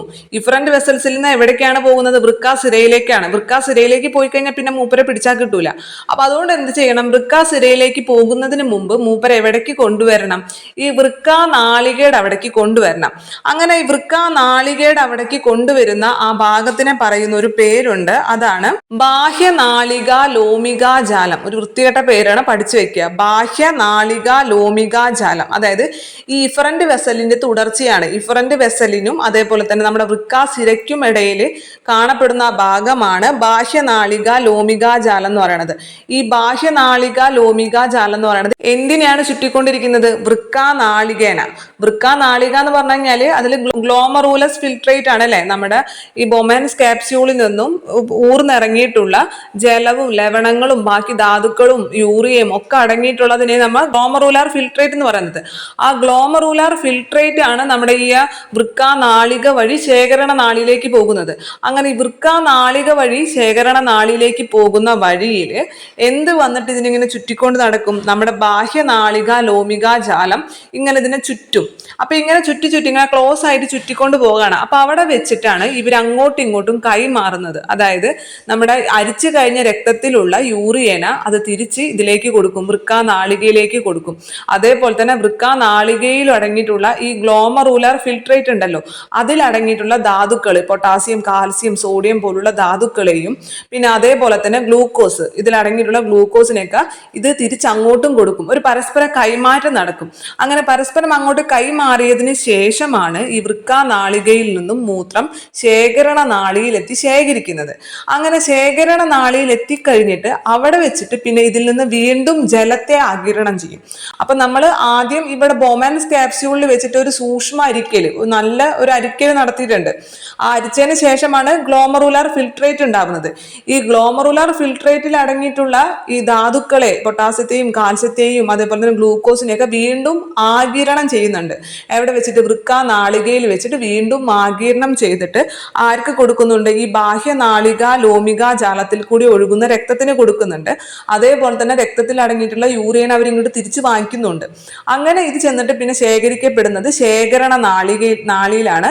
ഈ ശേഖരണ നാളിയിൽ വെച്ചിട്ട് വീണ്ടും ഇതിൽ നിന്ന് ജലത്തിന്റെ ആഗിരണവും നടക്കുന്നുണ്ട്. അപ്പൊ ഒറ്റ സ്റ്റെപ്പിൽ കൂടിയല്ല ഇത് മൂത്രമായിട്ട് അങ്ങോട്ട് പുറത്തു പോകുന്നത്. ഒരിക്കൽ അരിക്കുന്നു, പിന്നെ വീണ്ടും ആഗിരണം നടക്കുന്നു, വീണ്ടും ജലത്തിന്റെ ആഗിരണം നടക്കുന്നു. അതിനുശേഷമാണ് ഇത് മൂത്രമായി മാറുന്നുള്ളൂ. നിങ്ങൾക്കിത് പെട്ടെന്ന് ഇങ്ങനെ പറയുമ്പോൾ ചിലപ്പോൾ കിട്ടണമെന്നില്ല. പെട്ടെന്ന് എല്ലാം കൂടി വാക്കുകളെല്ലാം കൂടിയിട്ട് കുറേ പേരുകൾ അങ്ങോട്ട് പറയില്ല. Efferent vessel, glomerulus, glomerular filtrate, അതുപോലെ വൃക്കാനാളിക, ബാഹ്യനാളിക ലോമിക ജാലം എന്നൊക്കെ പറഞ്ഞ് കുറേ സാധനങ്ങൾ ഇങ്ങനെ പറയുമ്പോൾ എല്ലാം കൂടി ചിലപ്പോൾ കിട്ടണമെന്നില്ല. പക്ഷെ നിങ്ങൾ ആ ഡയഗ്രാം എടുത്ത് വെച്ചിട്ട് നിങ്ങൾ ജസ്റ്റ് ഒന്ന് നോക്കിക്കഴിഞ്ഞാൽ നിങ്ങൾക്ക് മനസ്സിലാവും. ആ ഡയഗ്രത്തിൽ കൃത്യമായിട്ട് കാണിച്ചിട്ടുണ്ട്. ആ ചോപ്പ കളറിൽ കാണുന്നത് എന്താണെങ്കിലും യൂറിയ അടങ്ങിയിട്ടുള്ള രക്തമാണ് ആ ചോപ്പ കളറിലുള്ളത്. അത് വന്നിട്ട് ബൊമാൻസ് ക്യാപ്സ്യൂളിൽ വെച്ച് അരിക്കുന്നത് കൃത്യമായി കാണാം. അവിടെ നിന്ന് പിന്നെ പോകാണത് അല്ലേ? എന്ത് വഴി? ഇഫറന്റ് വെസൽ വഴി പോകാണ്. ഇഫറന്റ് വെസൽ വഴി നേരെ പോകാണോ ചെയ്യുന്നത്? അല്ല, അത് കുറേ കുഞ്ഞായിട്ട് ഇങ്ങനെ വൃക്കാനാളികേനെ ഇങ്ങനെ ചുറ്റിയാണ് പോകുന്നത്. ചുറ്റിയാണ് അവസാനമാണ് അത് വൃക്കാസിരയിലേക്ക്, ആ നീല കളറുള്ള വൃക്കാസിരയിലേക്ക് എത്തുന്നുള്ളൂ.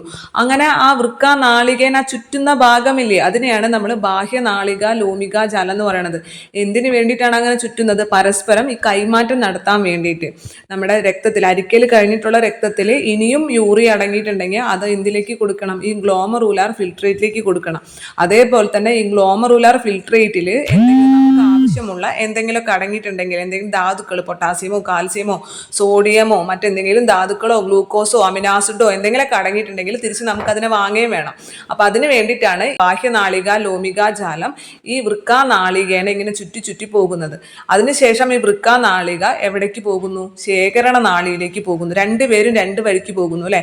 ബാഹ്യനാളിക ലോമിക ജാലം എവിടേക്ക് പോകുന്നു? നമ്മുടെ വൃക്കാസിരയിലേക്ക് പോകുന്നു. അതേപോലെ തന്നെ വൃക്കാനാളികയാണെങ്കിൽ ശേഖരണ നാളിയിലേക്കും പോകുന്നു. ശേഖരണ നാളിയിൽ ചെന്നിട്ട് അവിടെ വെച്ചിട്ട് എന്ത് ആഗിരണം ചെയ്യുന്നു? ജലത്തെ ആഗിരണം ചെയ്യുന്നു. അതിനുശേഷം പെൽവിസിലേക്ക് പോകുന്നു.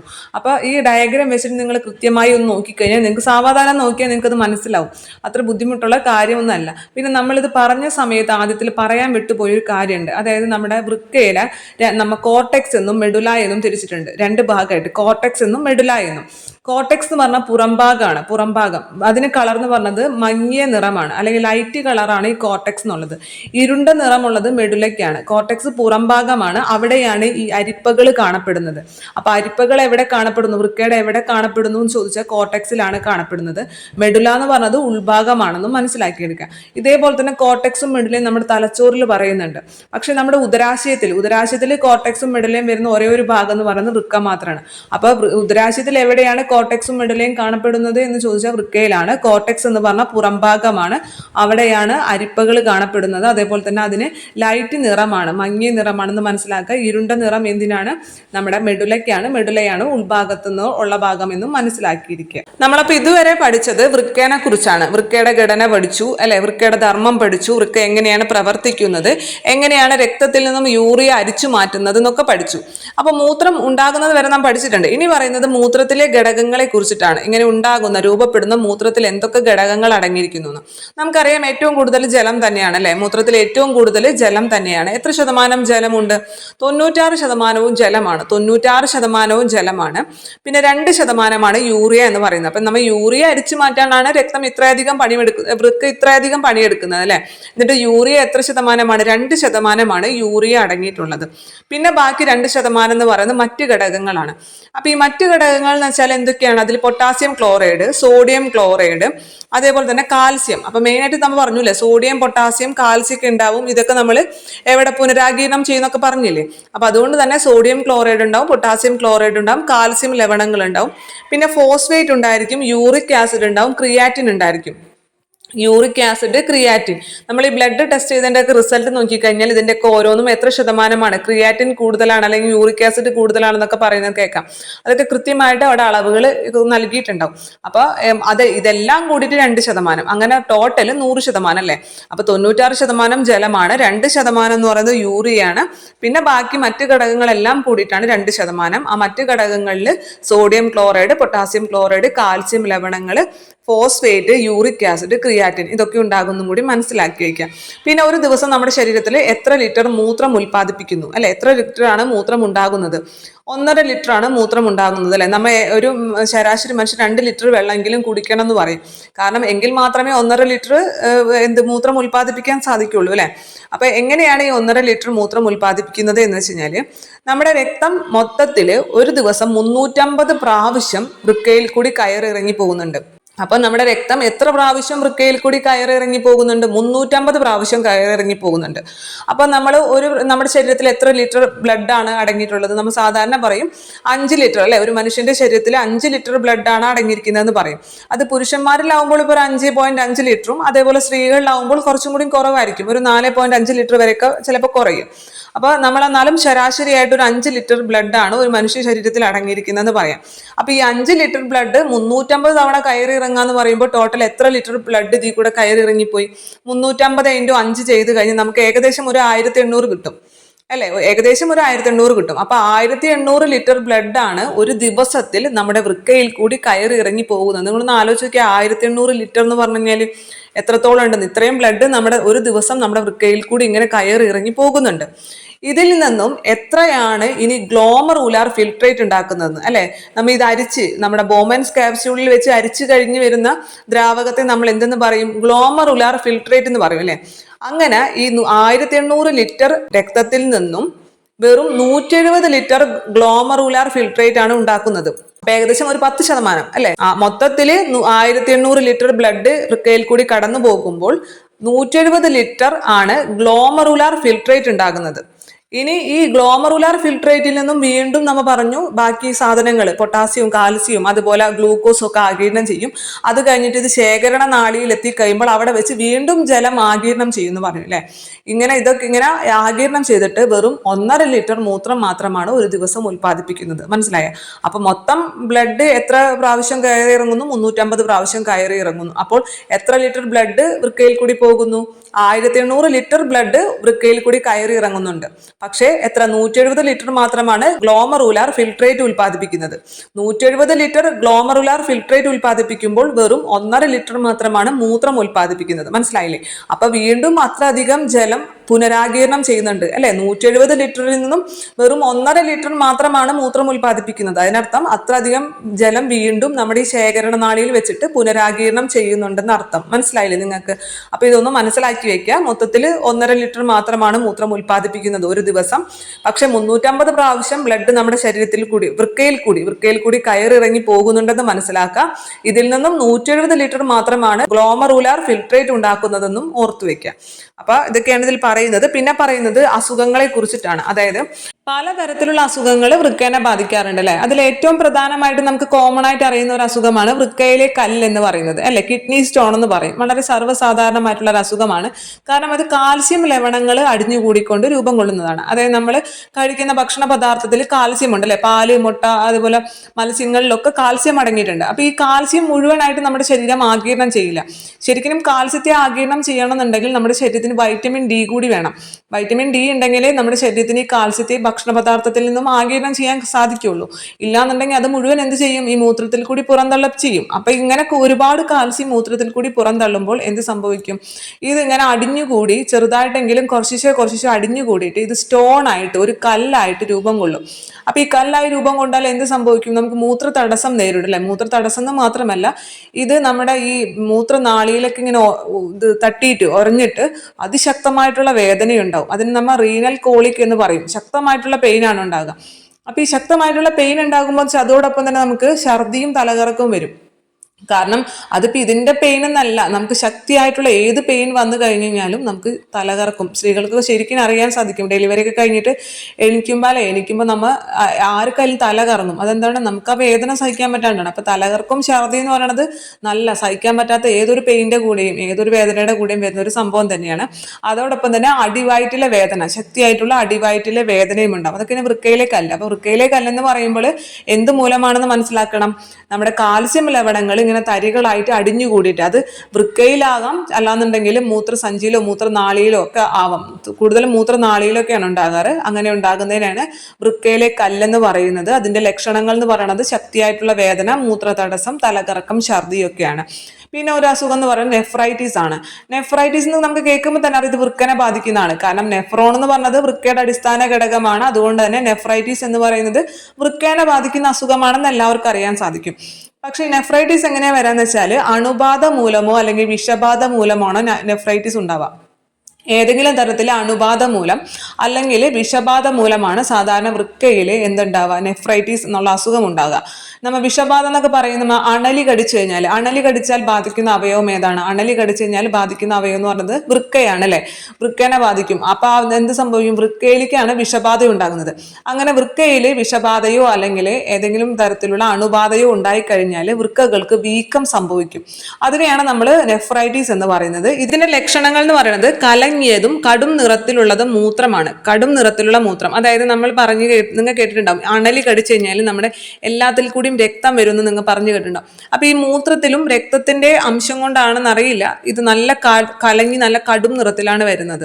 അതേപോലെ തന്നെ ശക്തമായിട്ടുള്ള പുറം വേദനയായിരിക്കും. നിങ്ങൾ ആരെങ്കിലും അണലി കടിച്ചവരുണ്ടെങ്കിൽ, എൻ്റെ ഹസ്ബൻഡിന്റെ അമ്മനെ അണലി കടിച്ചിട്ടുണ്ട്. അപ്പം എനിക്കത് നേരിട്ട് അത്രയും അനുഭവത്തിൽ നിന്ന് അറിയുന്നതാണ്. ഇരിക്കാൻ പറ്റില്ല, പുറം എപ്പോഴും നമ്മളോട് ഉഴിഞ്ഞുകൊണ്ടിരിക്കാൻ പറയും, സഹിക്കാൻ പറ്റാണ്ട്. അപ്പോൾ ഡോക്ടേഴ്സ് ആണെങ്കിൽ നമ്മൾ ഒന്നും തന്നെ പെയിൻ കില്ലേഴ്സ് ഒന്നും തന്നെ കൊടുക്കില്ല. കാരണം ഓൾറെഡി വൃക്ക ഇതാണല്ലേ, ഡാമേജ് ആണ്, കംപ്ലൈന്റ് ആണ്. അപ്പോൾ ആ സമയത്ത് ഇത് നമുക്ക് ഇനി പെയിൻ കില്ലേഴ്സ് ഒന്നും തന്നെ കൊടുക്കാൻ പറ്റില്ല. അപ്പോൾ നമ്മൾ ആ വേദന സഹിക്കണം. ഈ പുറം വേദന എന്ന് പറയുന്നത് സഹിക്കാൻ പറ്റാത്ത പുറം വേദനയാണ്. നമ്മൾ ഉഴിഞ്ഞു കൊടുത്താലൊന്നും മാറാത്തത്ര ശക്തമായിട്ടുള്ള പുറം വേദന.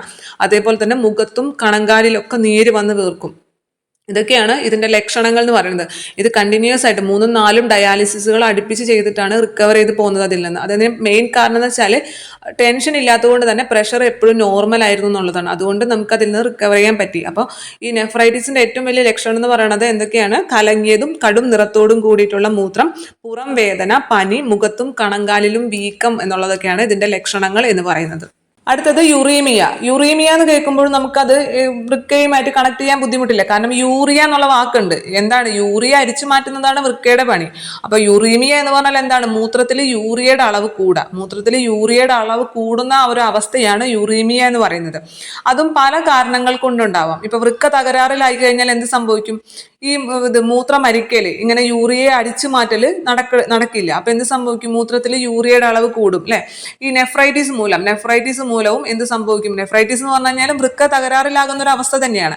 അപ്പൊ വൃക്ക ഏത് രീതിയിൽ തകരാറിലായാലും, ഏത് രീതിയിൽ കൂടി വൃക്ക തകരാറിലായി കഴിഞ്ഞാലും നമ്മുടെ മൂത്രത്തിൽ യൂറിയയുടെ അളവ് കൂടും. അങ്ങനെ യൂറിയയുടെ അളവ് കൂടുന്ന ഒരു അവസ്ഥ തന്നെയാണ് നമ്മൾ യുറീമിയ എന്ന് പറയുന്നത്.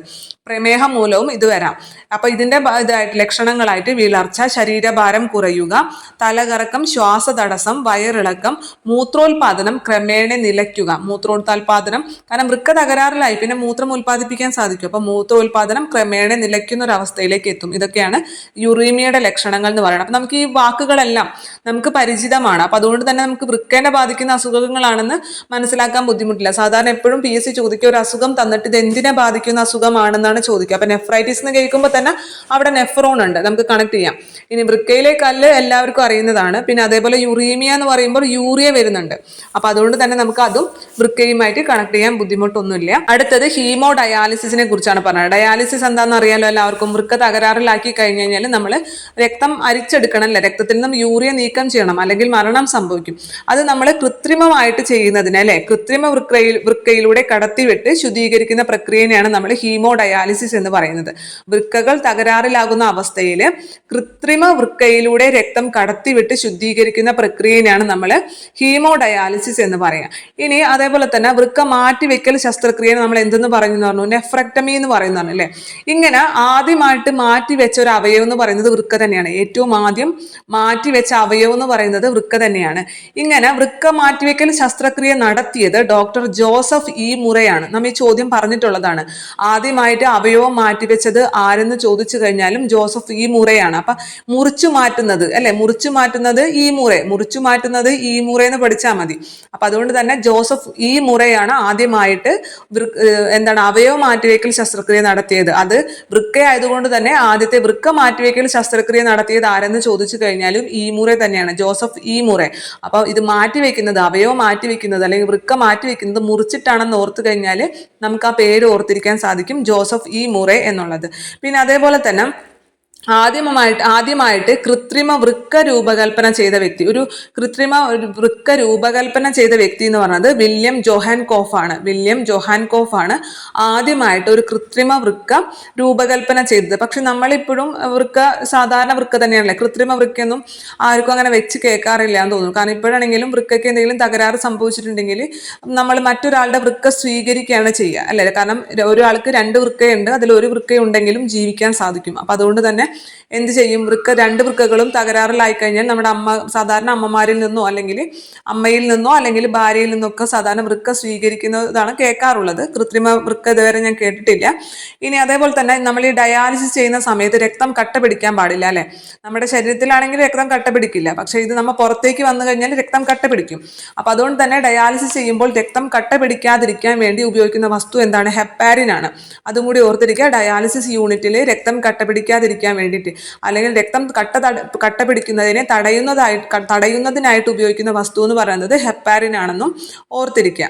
അതേപോലെ തന്നെ നമ്മൾ ഈ വൃക്ക മാറ്റി വെക്കുമ്പോൾ പഴയ വൃക്ക അവിടെ നിന്ന് എടുത്ത് മാറ്റുന്നില്ല. ഒരിക്കലും പഴയ വൃക്ക എടുത്ത് മാറ്റാതെ പുതിയ വൃക്ക അവിടെ കൊണ്ടുവന്ന് കണക്ട് ചെയ്യുകയാണ് ചെയ്യുന്നത്. അതായത് പുതിയ വൃക്കേനെ അവിടെ നമ്മുടെ വൃക്കാധമനിയും വൃക്കാസിരയുമായിട്ട് കൂട്ടി യോജിപ്പിക്കുകയാണ് ചെയ്യുന്നത്. ഒരിക്കലും പഴയ വൃക്ക എടുത്ത് മുറിച്ചു മാറ്റുന്നില്ല എന്നുള്ള കാര്യം മനസ്സിലാക്കുക. വൃക്ക മാറ്റിവെക്കുമ്പോൾ പ്രവർത്തനരഹിതമായ വൃക്കകൾ നീക്കം ചെയ്യുന്നില്ല, പകരം പുതിയ വൃക്ക പഴയ വൃക്കയുടെ ചുവടെയായിട്ട് സ്വീകർത്താവിന്റെ വൃക്കാധമനിയുമായിട്ടും വൃക്കാസിരയുമായിട്ടും ബന്ധിപ്പിക്കുകയാണ് ചെയ്യുന്നതെന്ന് മനസ്സിലാക്കി വയ്ക്കുക.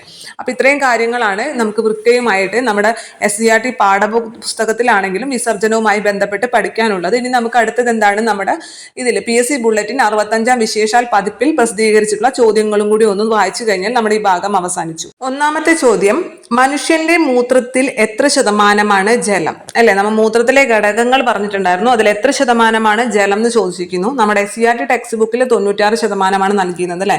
96% ജലവും 2% യൂറിയയും പിന്നെ ബാക്കി 2% മറ്റു ഘടകങ്ങളുമാണ്. പക്ഷെ നമ്മുടെ PSC ബുള്ളറ്റിനിൽ 95% തന്നിരിക്കുന്നത്. രണ്ടും കൂടി തരില്ല എന്ന് നമുക്ക് പ്രതീക്ഷിക്കാം. രണ്ടും കൂടി തരാൻ ചാൻസ് ഇല്ല, കാരണം 1% വ്യത്യാസമല്ലേ ഉള്ളൂ. അപ്പോൾ മനുഷ്യന്റെ മൂത്രത്തിൽ എത്ര ശതമാനമാണ് ജലം എന്ന് ചോദിച്ചു കഴിഞ്ഞാൽ ഇതിൽ 95% തന്നിരിക്കുന്നത്. അടുത്തത്, മനുഷ്യന്റെ ഒരു വൃക്കയുടെ ശരാശരി ഭാരം എത്രയാണ്? ഒരു വൃക്കയുടെ ശരാശരി ഭാരം എത്രയാണ്? 130 ഗ്രാം ആണ്.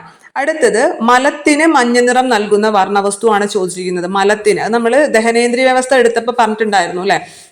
പിത്തരസത്തിൽ അടങ്ങിയിരിക്കുന്ന ബിലിറുബിൻ അല്ലെ, ബിലിറുബിൻ ആണ് മലത്തിന് മഞ്ഞ നിറം നൽകുന്നത്. നമ്മുടെ ഹീമോഗ്ലോബിൻ ഇതുകള് ആർ ബി സികൾ നമ്മുടെ ഇത് കേടുവന്ന RBC വിഘടിക്കുന്നതിന്റെ ഭാഗമായിട്ടാണ് ഈ ബിലിറുബിൻ രൂപപ്പെടുന്നത്. ഈ ബിലിറുബിൻ പിന്നെ പിത്തരസത്തിലേക്ക് വരുന്നു. ഇതാണ് നമ്മുടെ മലത്തിന് മഞ്ഞ നിറം നൽകുന്നത് നമ്മൾ പറഞ്ഞിട്ടുണ്ടായിരുന്നു. അപ്പൊ മലത്തിന് മഞ്ഞ നിറം നൽകുന്ന വർണ്ണവസ്തു എന്ന് പറയുന്നത് ബിലിറുബിൻ ആണ്. ശരീരത്തെ ശുചിയാക്കുന്ന കെമിക്കൽ ലാബ് എന്നറിയപ്പെടുന്നത്, ശരീരത്തെ ശുചിയാക്കുന്ന കെമിക്കൽ ലാബ് ഏതാണ്? വൃക്കയാണ്. അടുത്തത്, നെഫ്രോൺ ഏത് ഭാഗത്താണ് ഉള്ളത്? എവിടെയാണ് നെഫ്രോണുകൾ കാണപ്പെടുന്നത്? നമ്മൾ പറഞ്ഞതാണ് വൃക്കയിലാണ്. മനുഷ്യന്റെ ഉദരത്തിലുള്ള ഏത് അവയവത്തിന്റെ ഭാഗമാണ് കോർട്ടെക്സ്? കണ്ടോ, മനുഷ്യന്റെ ഉദരത്തിലുള്ള എന്ന് പ്രത്യേകം പറഞ്ഞിട്ടുണ്ട്. മനുഷ്യന്റെ ഉദരത്തിലുള്ള ഏത് അവയവത്തിന്റെ ഭാഗമാണ് കോർട്ടെക്സ് എന്ന് പറയുന്നത്? വൃക്കയുടെയാണ്. വൃക്കയുടെ പുറംഭാഗമാണ് കോർട്ടെക്സ് എന്ന് അറിയപ്പെടുന്നത്. ഇളം നിറത്തിലാണ് കാണപ്പെടുന്നത്. അരിപ്പകൾ കോർട്ടെക്സിലാണ് കാണപ്പെടുന്നത്. ഉൾഭാഗമാണ് മെഡുല എന്ന് പറയുന്നത്, അത് കടും നിറത്തിലാണ് കാണപ്പെടുന്നത് അല്ലെ. നമ്മൾ പറഞ്ഞതാണ്. അപ്പൊ അത് ഉദരാശയത്തിൽ പ്രത്യേകം ചോദിക്കും. ഉദരത്തിൽ കാണപ്പെടുന്നത് കോർട്ടെക്സ് എന്ന് പറഞ്ഞാൽ അത് വൃക്കയിലാണ് ഉള്ളത്. അടുത്ത ചോദ്യം, വൃക്കയിലെ കല്ലുകൾ ഷോക്ക് തരംഗങ്ങൾ ഉപയോഗിച്ച് പൊടിച്ചു കളയുന്ന സാങ്കേതിക വിദ്യയുടെ പേര് ലിത്തോട്രിപ്സി എന്നാണ്. നമ്മത് പറയാത്ത ചോദ്യമാണ്, ശ്രദ്ധിക്കുക. വൃക്കയിലെ കല്ലുകൾ ഷോക്ക് തരംഗങ്ങൾ ഉപയോഗിച്ച് പൊടിച്ചു കളയുന്ന സാങ്കേതിക വിദ്യനെ പറയുന്ന പേര് ലിത്തോട്രിപ്സി എന്നാണ്. ലിത്തോട്രിപ്സി. സാധാരണ വൃക്കയിലെ കല്ല് ഇപ്പൊ പൊടിച്ചു കളയാൻ നിങ്ങൾ കേട്ടിട്ടുണ്ടാവും. അതെങ്ങനെയാണ് പൊടിച്ചു കളയുന്നത്? ഷോക്ക് തരംഗങ്ങൾ ഉപയോഗിച്ചാണ് പൊടിച്ചു കളയുന്നത്. അതിനെ പറയുന്ന പേര് ലിത്തോട്രിപ്സി എന്നാണ്. അടുത്ത ചോദ്യം, വൃക്കകളുടെ പ്രവർത്തനം സുഗമമാക്കാൻ മുതിർന്നവർ കുറഞ്ഞത് എത്ര ലിറ്റർ വെള്ളം ഒരു ദിവസം കുടിക്കണം? 3 ലിറ്റർ വെള്ളമാണ് കുറഞ്ഞത് കുടിക്കേണ്ടത്. അപ്പൊ വൃക്കയുടെ പ്രവർത്തനം സുഗമമാക്കാൻ മുതിർന്നവര് കുറഞ്ഞത് എത്ര ലിറ്റർ വെള്ളം ഒരു ദിവസം കുടിക്കണം? 3 ലിറ്റർ വെള്ളം കുടിക്കണം. ഇനി വൃക്കയെ കുറിച്ചുള്ള പഠനം എന്താണ്? നെഫ്രോളജിയാണ്. അടുത്തത്, മനുഷ്യ ശരീരത്തിൽ ഒരു ദിവസം ഉൽപ്പാദിപ്പിക്കുന്ന മൂത്രത്തിന്റെ അളവ് നമ്മൾ പറഞ്ഞാണ് 1.5 ലിറ്റർ മുതൽ 1.8 ലിറ്റർ വരെ. 1.5 ലിറ്റർ എന്നാണ് നമ്മുടെ SCERT ടെക്സ്റ്റ് ബുക്കിൽ കൊടുത്തിട്ടുള്ളത്. 1.5 ലിറ്റർ മുതൽ 1.8 ലിറ്റർ മൂത്രം വരെ ഒരു ദിവസം ഉൽപ്പാദിപ്പിക്കുന്നു എന്ന് പറയുന്നു. അടുത്തത്, ഏത് അവയവത്തിന്റെ പ്രവർത്തന വൈകല്യത്തിന്റെ പരിഹാരമായിട്ടാണ് ഡയാലിസിസ് നടത്തുന്നത്? ഏത് അവയവത്തിന്റെ പ്രവർത്തന വൈകല്യത്തിന് പരിഹാരമായിട്ടാണ് ഡയാലിസിസ് നടത്തുന്നത്? വൃക്കയുടെ പ്രവർത്തന വൈകല്യത്തിന് പരിഹാരമായിട്ടാണ് അല്ലെ.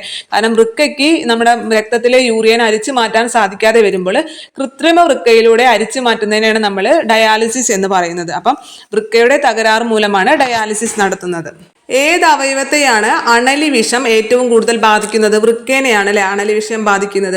അടുത്തത്, വൃക്കയിൽ രക്തം എത്തിക്കുന്ന രക്തക്കുഴൽ ഏതാണ്? നമ്മൾ പറഞ്ഞതാണ് വൃക്കാധമനി. വൃക്കാധമനി അഥവാ റീനൽ ആർട്ടറി എന്ന് പറയും. പക്ഷെ വൃക്കാധമനി നമുക്ക് വൃക്കാധമനി എന്ന് തരുള്ളൂ. വൃക്കാധമനി എന്ന് പഠിച്ചാൽ മതി. അടുത്തത്, മനുഷ്യ ശരീരത്തിൽ അമരവിത്തിന്റെ ആകൃതിയിലുള്ള അവയവം വൃക്കയാണ്. അമരവിത്തിന്റെ ആകൃതിയിലുള്ളത്. ഇനി മനുഷ്യ ശരീരത്തിന്റെ pH മൂല്യം ക്രമീകരിക്കുന്ന അവയവം, അത് നമ്മൾ പറഞ്ഞില്ലാന്ന് തോന്നുന്നു. വൃക്കയുടെ ധർമ്മങ്ങൾ എന്ന് പറഞ്ഞു കഴിഞ്ഞാല് നമ്മുടെ യൂറിയൻ അരിച്ചു മാറ്റുക എന്നുള്ളത് മാത്രമല്ല വൃക്കയുടെ ധർമ്മം എന്ന് പറയുന്നത്. ജലത്തിന്റെ സന്തുലനം പാലിക്കുക, ലവണങ്ങളുടെ സന്തുലനം പാലിക്കുക, pH ക്രമീകരിക്കുക, മാലിന്യങ്ങൾ പുറന്തള്ളുക. ഇതൊക്കെ എന്തിന്റെ ധർമ്മങ്ങളാണ്? വൃക്കയുടെ പ്രവർത്തന ധർമ്മങ്ങളാണെന്ന് മനസ്സിലാക്കുക. അപ്പം മാലിന്യം, നമ്മുടെ ശരീരത്തിലുള്ള രക്തത്തിലെ മാലിന്യം അരിച്ചു കളയുക എന്നുള്ളത് നമ്മൾ പഠിച്ചതാണ്. അതോടൊപ്പം തന്നെ ജലത്തിന്റെ സന്തുലനാവസ്ഥ, നമ്മുടെ ശരീരത്തിലുള്ള ജലത്തിന്റെ സന്തുലനം പാലിക്കുക, ലവണങ്ങളുടെ സന്തുലനം പാലിക്കുക, അതേപോലെ തന്നെ pH ക്രമീകരിക്കുക എന്നുള്ളതും നമ്മുടെ വൃക്കയുടെ ധർമ്മമാണെന്ന് നിങ്ങൾ മനസ്സിലാക്കി വെക്കുക. അടുത്തത്, മനുഷ്യ ശരീരത്തിലെ അരിപ്പ എന്നറിയപ്പെടുന്ന അവയവം. മനുഷ്യ ശരീരത്തിലെ അരിപ്പ എന്നറിയപ്പെടുന്നത് ഏതാണ്? വൃക്കയാണ്. മൂത്രത്തിന്റെ മഞ്ഞനിറത്തിന് കാരണം എന്താണ്? മലത്തിന്റെ മഞ്ഞനിറത്തിന് കാരണം ബിലിറുബിൻ ആണെന്ന് പറഞ്ഞു. മൂത്രത്തിന്റെ മഞ്ഞനിറത്തിന് കാരണം യൂറോക്രോം ആണ്. മൂത്രത്തിന്റെ മഞ്ഞനിറത്തിന് കാരണം യൂറോക്രോം ആണ് മൂത്രത്തിന്റെ മഞ്ഞനിറത്തിന് കാരണം. വൃക്കയുടെ പ്രവർത്തനം കണ്ടെത്തിയത് ആരാണ്? നാം പറഞ്ഞു വൃക്കയുടെ പ്രവർത്തനം കണ്ടെത്തിയത് കൊണ്ടാണ് വൃക്കയിലെ ഏറ്റവും പ്രധാനപ്പെട്ട ഒരു ഭാഗത്തിന് അയാളുടെ പേര് നൽകിയത് അല്ലെ. ആരാണ് വൃക്കയുടെ പ്രവർത്തനം കണ്ടെത്തിയത്? വില്യം ബോമൻ ആണ്. അതുകൊണ്ടാണ് ബോമൻ ക്യാപ്സ്യൂൾ എന്ന് പേര് നൽകിയത്. ഇനി വൃക്കയുടെ ആവരണം അറിയപ്പെടുന്ന പേര്, പറയാത്ത ചോദ്യമാണ്, പെരിട്ടോണിയം. വൃക്കയുടെ ആവരണം അറിയപ്പെടുന്ന പേരെന്താണ്? പെരിട്ടോണിയം എന്നാണ് വൃക്കയുടെ ആവരണം അറിയപ്പെടുന്നത്. ഇനി വൃക്കകളിലെ കല്ലിന്റെ ചലനം മൂലം മൂത്രപഥത്തിൽ ഉണ്ടാകുന്ന ശക്തമായ വേദന എന്താണ്? റീനൽ കോളിക് അല്ലെ. റീനൽ കോളിക് എന്നാണ് ശക്തമായ വേദന പറയുന്നത്. ഇനി ശരീരത്തിലെ pH മൂല്യം ക്രമീകരിക്കാൻ സഹായിക്കുന്ന അവയവം ഏതാണ്? വൃക്കയാണ്. അടുത്തത്, ആദ്യമായിട്ട് വൃക്ക മാറ്റിവെക്കൽ ശസ്ത്രക്രിയ നടത്തിയത് ആര്? നമ്മുടെ ഇതിൽ തന്നിട്ടുള്ളത് RH ലാലർ എന്നാണ് തന്നിട്ടുള്ളത്. നമ്മുടെ PSC ബുള്ളറ്റിൽ തന്നിരിക്കുന്ന ആൻസർ എന്ന് പറയുന്നത് RH ലാലർ ആണ്. പക്ഷെ നമ്മുടെ SCERT ടെക്സ്റ്റ് ബുക്കിൽ തന്നിട്ടുള്ളത് ഏതായിരുന്നു? നമ്മുടെ ജോസഫ് ഈമൂറയാണ് തന്നിട്ടുണ്ടായിരുന്നത്. അത് മുമ്പ് ഒരു തവണ ചോദിച്ചിട്ട് ആ ക്വസ്റ്റ്യൻ ക്യാൻസൽ ചെയ്തിട്ടുണ്ടായിരുന്നു. അപ്പൊ അത് ഇനിയും ചിലപ്പോൾ അങ്ങനെ തന്നെ ആവാനാണ് സാധ്യത. കാരണം നമ്മുടെ SCERT ടെക്സ്റ്റ് ബുക്കിൽ ജോസഫ് ഈമൂറയാണ് തന്നിരിക്കുന്നത്. നമ്മുടെ PSC ബുള്ളറ്റിനിലാണെന്നുണ്ടെങ്കിൽ ആദ്യമായിട്ട് വൃക്ക മാറ്റിവെക്കൽ ശസ്ത്രക്രിയ നടത്തിയത് RH ലാലർ എന്നാണ് തന്നിരിക്കുന്നത്. ആരാണ്? RH ലാലർ എന്നാണ് തന്നിരിക്കുന്നത്. അപ്പൊ ഇനി വന്നാലും ആ ക്വസ്റ്റ്യൻ ക്യാൻസൽ ചെയ്യും എന്ന് തന്നെ നമുക്ക് പ്രതീക്ഷിക്കാം. അല്ലാതെ ഇപ്പൊ ഞാൻ അതിനെനിക്കൊന്നും പറയാൻ സാധിക്കില്ല. അടുത്ത ചോദ്യം, ആദ്യമായിട്ട് ശസ്ത്രക്രിയയിലൂടെ മാറ്റിവെച്ച മനുഷ്യ അവയവം ഏത്? നമ്മൾ പറഞ്ഞതാണ് വൃക്കയാണ് ആദ്യമായിട്ട് ശസ്ത്രക്രിയയിലൂടെ മാറ്റിവെച്ച അവയവം എന്ന് പറയുന്നത്. വൃക്കയുടെ ഘടനാപരവും ധർമ്മപരവുമായിട്ടുള്ള ഏറ്റവും അടിസ്ഥാന ഘടകം ഏതാണ്? നെഫ്രോൺ ആണ്. കൃത്രിമ വൃക്ക കണ്ടുപിടിച്ചത് അത് നമ്മ പറഞ്ഞത് തന്നെയാണ്. കൃത്രിമ വൃക്ക കണ്ടുപിടിച്ചത് വില്യം കോഫ് ആണ് കൃത്രിമ വൃക്ക കണ്ടുപിടിച്ചത് അല്ലെങ്കിൽ രൂപകൽപ്പന ചെയ്തത്. ഇനി അടുത്തത് നെഫ്രക്ടമി എന്നാൽ എന്താണെന്ന്. നെഫ്രക്ടമി അതും നമ്മ പറഞ്ഞ ചോദ്യമാണ്. നെഫ്രക്ടമി എന്ന് പറഞ്ഞു കഴിഞ്ഞാല് വൃക്ക നീക്കം ചെയ്യലിനെയാണ് നമ്മൾ നെഫ്രക്ടമി എന്ന് പറയുന്നത്. ഇനി മൂത്രത്തിൽ എത്ര ശതമാനമാണ് ഗ്ലൂക്കോസ് ഉണ്ടെന്ന്. എത്ര ശതമാനം ഗ്ലൂക്കോസ് ഉണ്ടെന്ന്. മൂത്രത്തിൽ യഥാർത്ഥത്തിൽ 0% ഗ്ലൂക്കോസ് എന്ന് പറയുന്നത്. മൂത്രത്തിലെ ഗ്ലൂക്കോസിന്റെ അളവ് വരെ എങ്ങനെയാണ്, പ്രമേഹം വരുമ്പോഴാണ് മൂത്രത്തിൽ ഗ്ലൂക്കോസിന്റെ അളവ് വരെ, അല്ലാതെ മൂത്രത്തിലെ ഗ്ലൂക്കോസിന്റെ അളവ് എന്ന് പറയുന്നത് 0%. അപ്പൊ ഇത്രയും ചോദ്യങ്ങളാണ് നമുക്ക് ഇവിടെ തന്നിട്ടുള്ളത്. അപ്പൊ നിങ്ങൾ ഇതെല്ലാം ശ്രദ്ധയോടെ പഠിക്കുക. അതിലാകെ കൺഫ്യൂഷൻ ഉള്ളത് ആദ്യമായിട്ട് വൃക്ക മാറ്റിവെക്കൽ ശസ്ത്രക്രിയ നടത്തിയത് ആരെന്നുള്ള ചോദ്യം മാത്രമാണ്. SCERT ടെക്സ്റ്റ് ബുക്കിൽ ജോസഫ് ഈമുറയാണ് തന്നിട്ടുള്ളത്. പക്ഷെ നമ്മുടെ PSC ബുള്ളറ്റിൽ തന്നിട്ടുള്ളത് RH ലാലർ ആണ് തന്നിട്ടുള്ളത്. മുമ്പ് ഒരു തവണ ഈ ചോദ്യം വന്നിട്ട് ക്യാൻസൽ ചെയ്തിട്ടുമുണ്ട്. അപ്പൊ അതുകൊണ്ട് ഇനി എന്ത് പഠിക്കണം സത്യം പറഞ്ഞാൽ എനിക്കും അറിയില്ല. എങ്കിലും നിങ്ങൾക്ക് ഇന്നത്തെ ക്ലാസ് ഉപകാരപ്പെട്ടു എന്ന് വിശ്വസിക്കുകയാണ്. എൻ്റെ ഭാഗത്തുനിന്ന് എന്തെങ്കിലും ഇനി കൂടുതൽ മെച്ചപ്പെടുത്തേണ്ട കാര്യങ്ങൾ ഉണ്ടെങ്കിൽ തീർച്ചയായിട്ടും കമന്റ് ചെയ്യണം. ഞാൻ പറഞ്ഞ എന്തെങ്കിലും കാര്യങ്ങൾ നിങ്ങൾക്ക് മനസ്സിലാവാത്തതുണ്ടെങ്കിൽ അതും കമന്റ് ചെയ്യണം. തീർച്ചയായിട്ടും നിങ്ങളുടെ സിൻസിയർ ആയിട്ടുള്ള കമന്റ് തന്നെ ചെയ്യുക. എങ്കിലും എനിക്ക് അത് എൻ്റെ ഭാഗത്തുനിന്ന് ഇനി എന്തെങ്കിലും ഇമ്പ്രൂവ് ചെയ്യേണ്ടതുണ്ടെങ്കിൽ എനിക്കത് തിരിച്ചറിയാൻ സാധിക്കുള്ളൂ. അപ്പോൾ നിങ്ങൾക്ക് ഇന്നത്തെ ക്ലാസ് ഉപകാരപ്പെട്ടു എന്നുള്ള വിശ്വാസത്തോടു കൂടി തന്നെ നിർത്തുന്നു. നന്ദി.